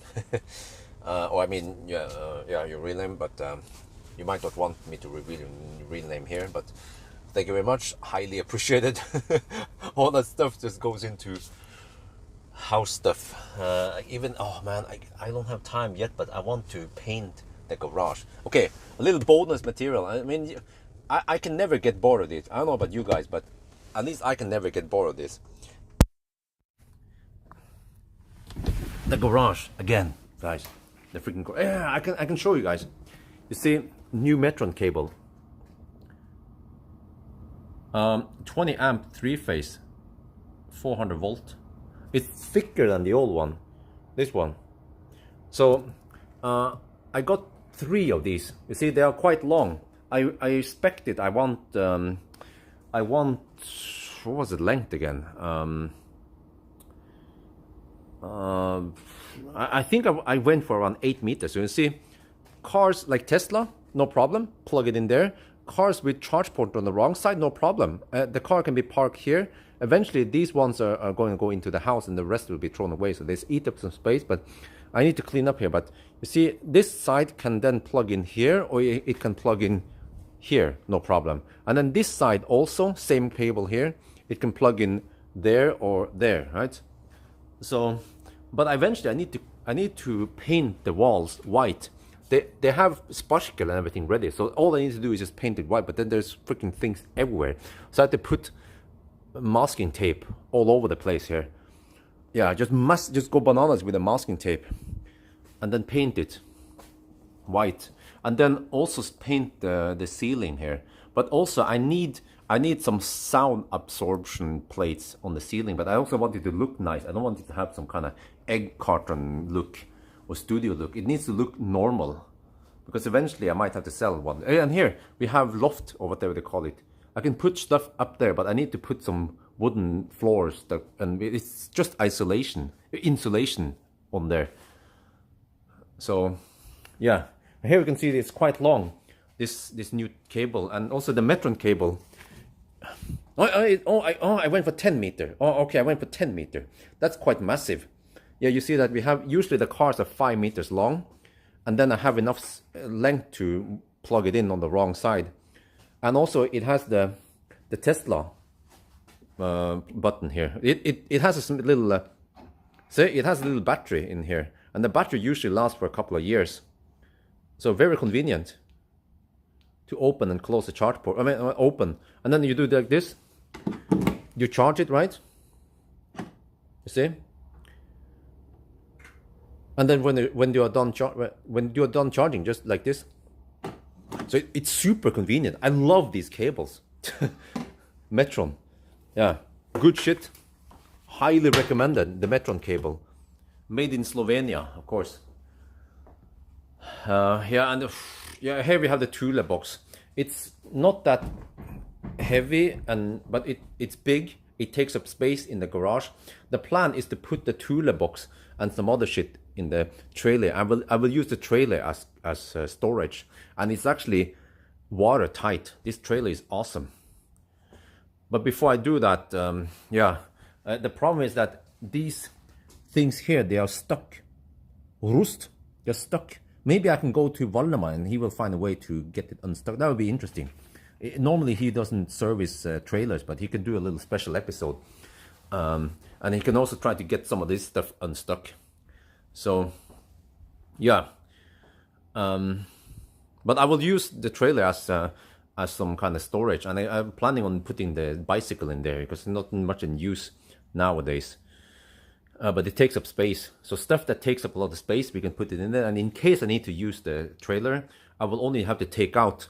I already tried WD-40, it didn't work. But if in case I need to use the trailer, I only need to take out, let's say, 10 items. And normally I don't use the trailer that much. But when I want to pick up the table, I need the trailer, because the table is 220 centimeters long.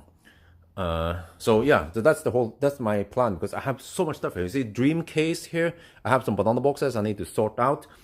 I'm not sure about this mirror, if we're gonna use it or not. We have more mirrors here. We have carpets. I need to sell this carpet. Wifey doesn't like it. Here is the microwave oven. I should use more often because I get bad stomach from gas station food. I should have brought the microwave oven and maybe just one EcoFlow. Yeah, I could have put it in the trunk. Maybe I'll do that for the yellow test tonight. Yeah.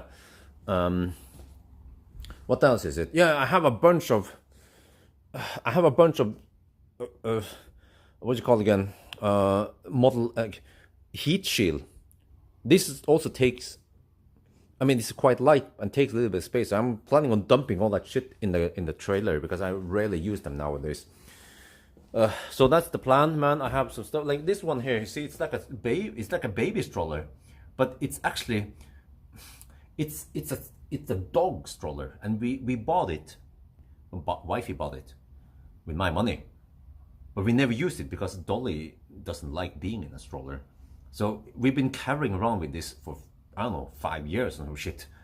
I think we just have to sell it on Finn. It's cheap, 300 NOK, 200 NOK, whatever, you know, garage sale, garage blowout sale. Yeah. This one is semi-kaput. I think we just have to change the hose, then it'll be okay, but yeah. Not the best pressure washer thing.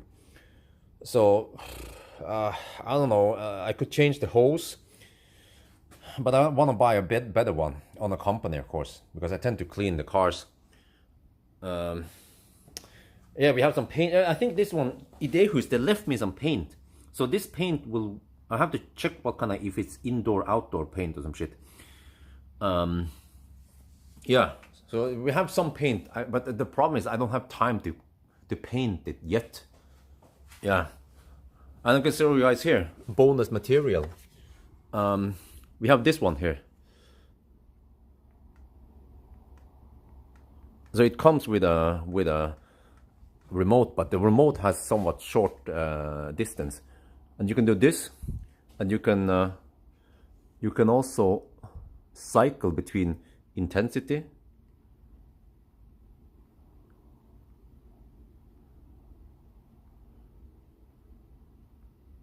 and you can also cycle between color temperature.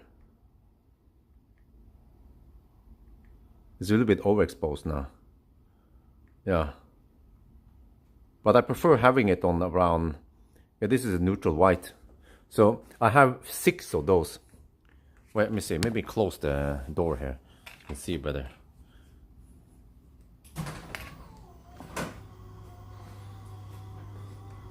So I normally don't need all these on. Yeah, you see, we have 6 of those. I actually want Katcher. Katcher. Is Katcher German? I've seen some Katcher. I saw some reviews. The Katcher looks really nice, and it has a cable hole. This one, I mean, it's cheap. I bought it cheap from Finn, so it works, of course. But yeah, and also some people mention it. Yeah, I can show you that. Here we have this one. Some people ask me, why don't you use this side door? Well, I could use a side door, but that means that I need to carry another key with me, you know, unless I get some doorman or something. Yeah, I don't know, it's a little overkill to use doorman. Maybe I should get doorman, but I already have 1 key for the house, and I need to carry extra keys. But I always carry this one because I need to open the garage door. So yeah, and here you see the shed. Yeah. So I should get inside now. I wonder if wife is in the kitchen or where the heck she is. Yeah, she's in the kitchen.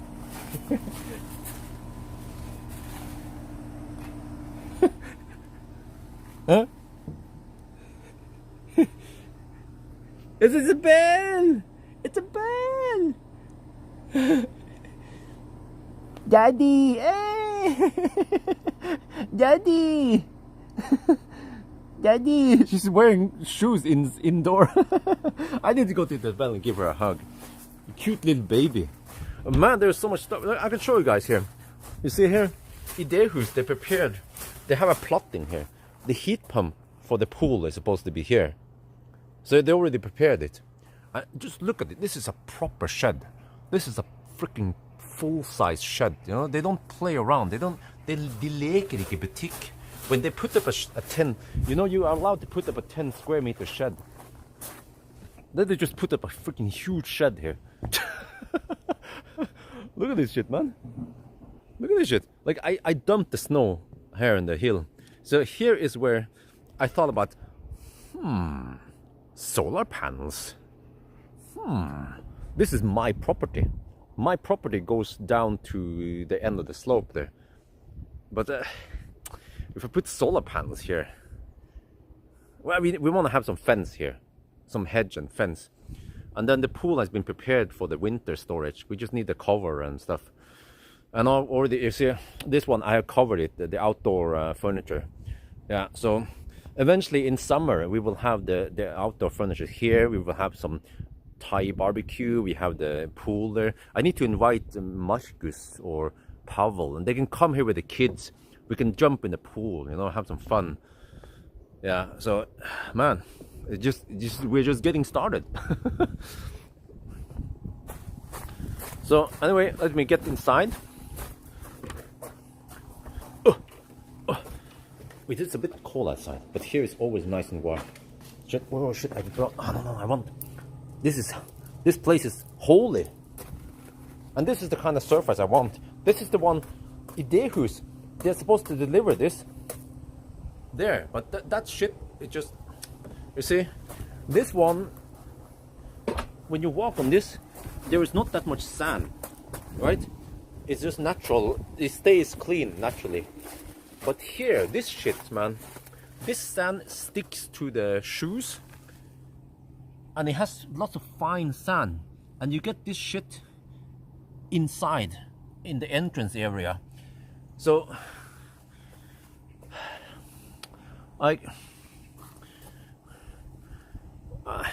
it becomes a little bit cumbersome.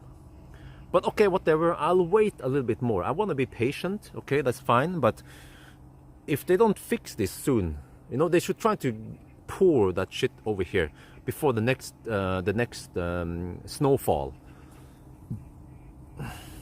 Yeah. Yeah, when it comes to solar panel, I'm not sure about that because it's mostly just waste of money in Norway. Okay, let me get inside. I think wife is gonna call me down soon if I don't go inside.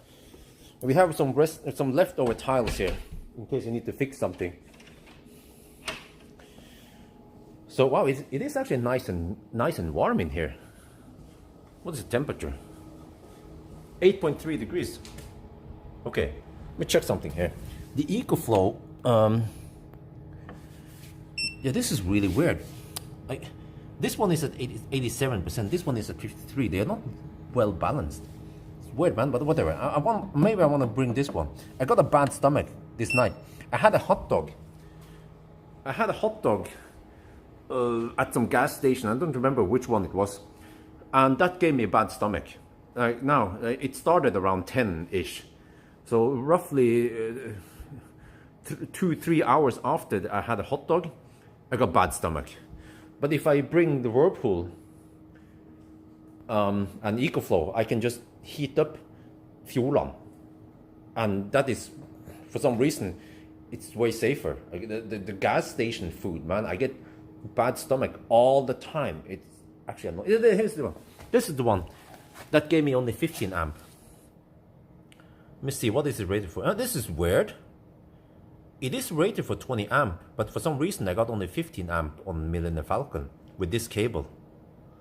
So I don't know what's up with that. But I'm gonna sell this one. I have this. Look at these cables, man. This is I don't know, 20 meters or something. I use them at home, but this is let me see, Metron. Yeah, this is one phase. Wow, 32 amp one phase. Yeah, so this one I will sell. Same with this one, I will just sell it. This is also one phase, 32 amp. 140 watt, huh? Wait, that sounds low. There must be an old system. So I have 3 cables I need to sell. I can probably get a couple of thousand NOK. Maybe, I don't know. This one I might get 1,000 NOK. Those 2 I might get 2,000 NOK because they are so long. Yeah, I need to sell some stuff, man. I have way too much stuff here. Oh.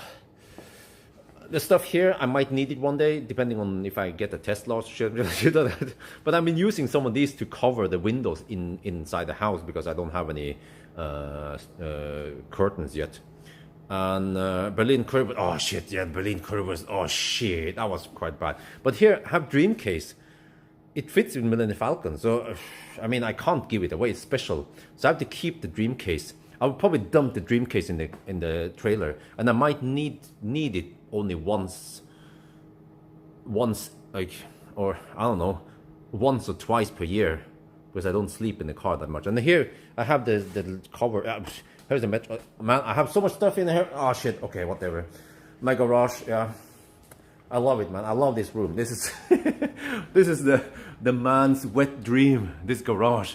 Oh shit. I can't. I don't know. Are you guys bored yet?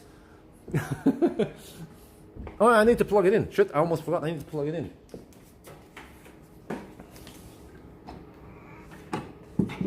Okay. Let it charge to 96%. Shouldn't take too long. Look. Turn off HVAC maybe. We're at 92% now. Okay. Oh, I love 3-phase, man. Holy crap. 11 kilowatt. Oh, yeah, it's man cave. Think about this. Just look at this shit, man. For an EV driver, 2 times 11 kilowatt, floor heater, EcoFlow, dehumidifier. I have everything here. I just need some speakers, some USB speakers, and I'm good. Bluetooth speakers. Yeah, 15 minutes. It takes 15 minutes to go to 96%. Shit, man. Yeah, charging it is 96. Oh, no, it's 16. I got 16 amp now on both of the chargers. For some reason, Millennium Falcon took 15 amp only on the other cable. I'm not sure why. How much is the red Millennium Falcon? You have to ask Marcus about this. I think it might charge you 1,000 NOK per day, but you get the best service also. So, yeah. And I can show you that another small thing is that wait, did I lock this one? Yeah, okay. One last thing is that, wait, is that one in a different color?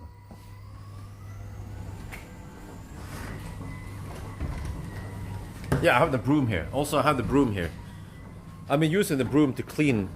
Also, I don't know about you, but I want the garage to be nice and clean, you know? Women don't understand this, but me, I want the garage to be clean. And also here, there is some crack. I mentioned it to Viggo. I was like, huh? It start cracking already? The fuck? Yeah, it's 400 volt 3-phase, yes. Yeah, 28 amp, yeah.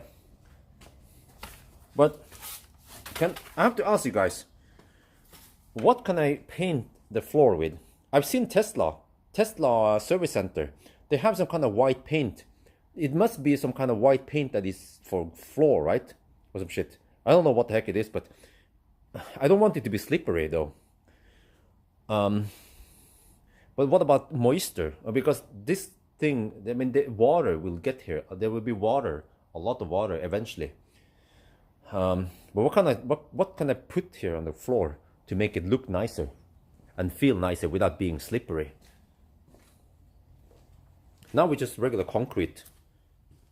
Special for epoxy. Oh, epoxy. Ooh. But is it non-slippery? But I have so much space. Look here, you know. I should have brought the laser cannon. I think we have 6 meters here in the width, and we have 8 meters. 6 times 8 is 48. Yeah, I haven't measured it by laser, but I remember that the old garage, yeah, the old garage at Titutgrenda, if I park the Model Y like this roughly, behind it, I would not have this much space. I would have, yeah, maybe like this. So this garage seems to be at least a meter longer, deeper. Yeah. With the ACP on the floor, yeah, it will. Now sand, small stones, huh? Okay. The garage of warranty. You should probably consider some kind of drainage in front. Yeah, well, okay.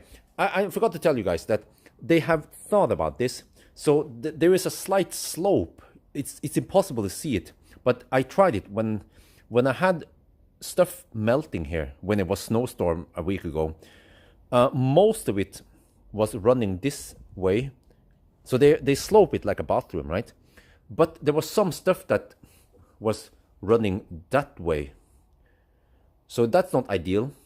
So maybe, I don't know how to do this. Yeah, but I saw that most of it was running over here. Drainer pins, I don't know. Is that something they can add afterwards? I'm not sure. Yeah, but it's really not a big problem. And you see that I figured out that in winter, when it's snowy outside, you don't want this to be too hot. But if it's too cold, then this dehumidifier is not going to work. Maybe I should get a bigger one. I can sell this on Finn and get a more powerful one. But it seems to work sufficient. The only problem is that the reservoir is a bit small. And actually, fun fact, I use this, the water that gets, okay, whatever. The water that gets here is clean. It's distilled water. So I use this distilled water to mix with a concentrate. When I mix, sir, I mix a lot. I mix the washer fluid myself. So I ordered to get distilled water from there. Yeah. So it's quite nerdy, you know. This whole stuff here is quite nerdy, but a car guy would probably love it.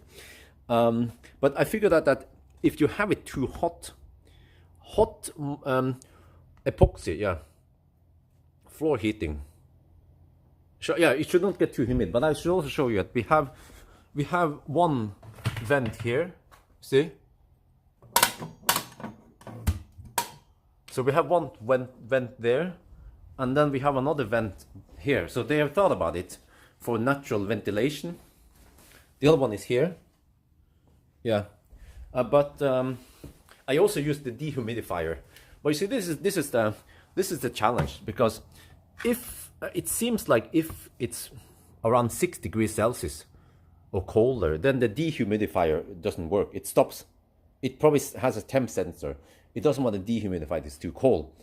So I need to have some temperature, like 8-9 degrees.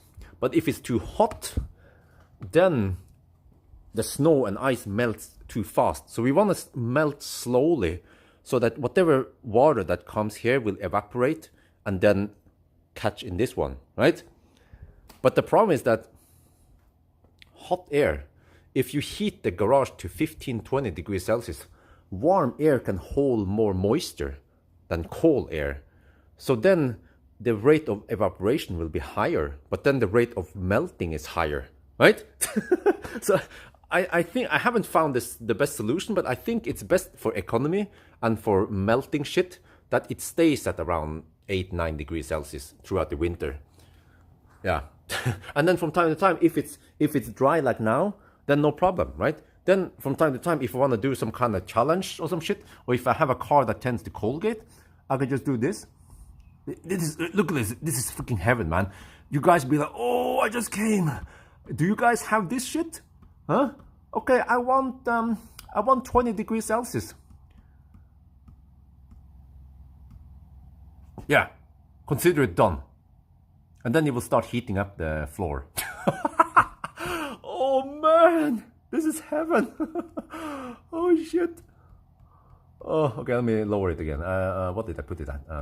7 or 8 degrees, right? I think I put it at around 8. I don't remember. Yeah. But okay, enough about that one. I can show you guys. Yeah, you see here, I just put a cardboard thing there to get some privacy, because we haven't found the right there. But here, look at this one. Evonex. I had to use Evonex here. It actually fit but then the top there is not fitting. So actually, you could see me shower. Well, if you kind of look over there, you can see that I'm showering over there. So you see, it's just temporary solution right now. And here, see here, we don't have curtains. So I just use, do you guys recognize this? This is Model Y sunshade. It doesn't look pretty, but we can't afford curtains yet. Yeah, so, and then here, by the way, this one is also the same cable, except for that there's a cover on that side. So I went for it. I was like, okay, Andre, I want this one, that one. He's like, sure, no problem. Yeah, this is also 10 meters. But well, maybe I should give it a nicer. Yeah, let me see. Oh shit.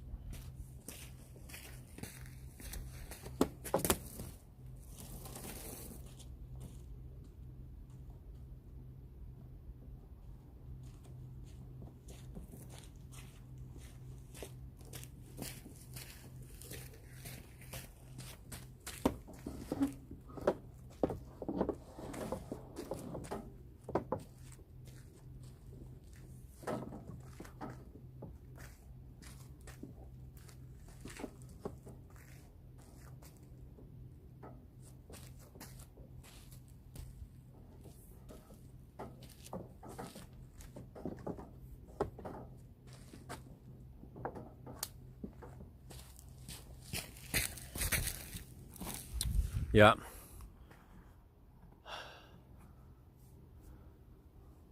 So yeah, I just wanted to have it nice and tidy.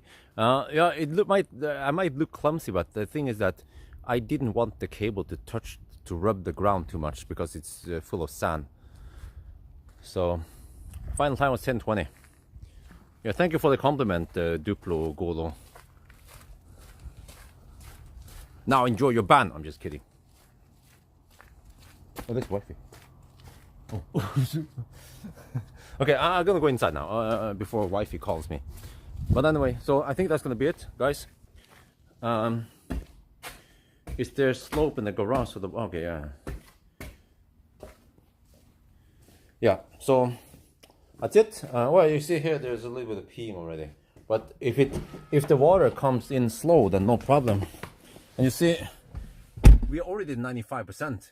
It's about to hit 96% soon. But okay, so anyway, I'm gonna leave the equipment here because I might need it anyway tonight if everything goes as planned. So that's gonna be it. You guys saw a little bit of house stuff. I always find it interesting.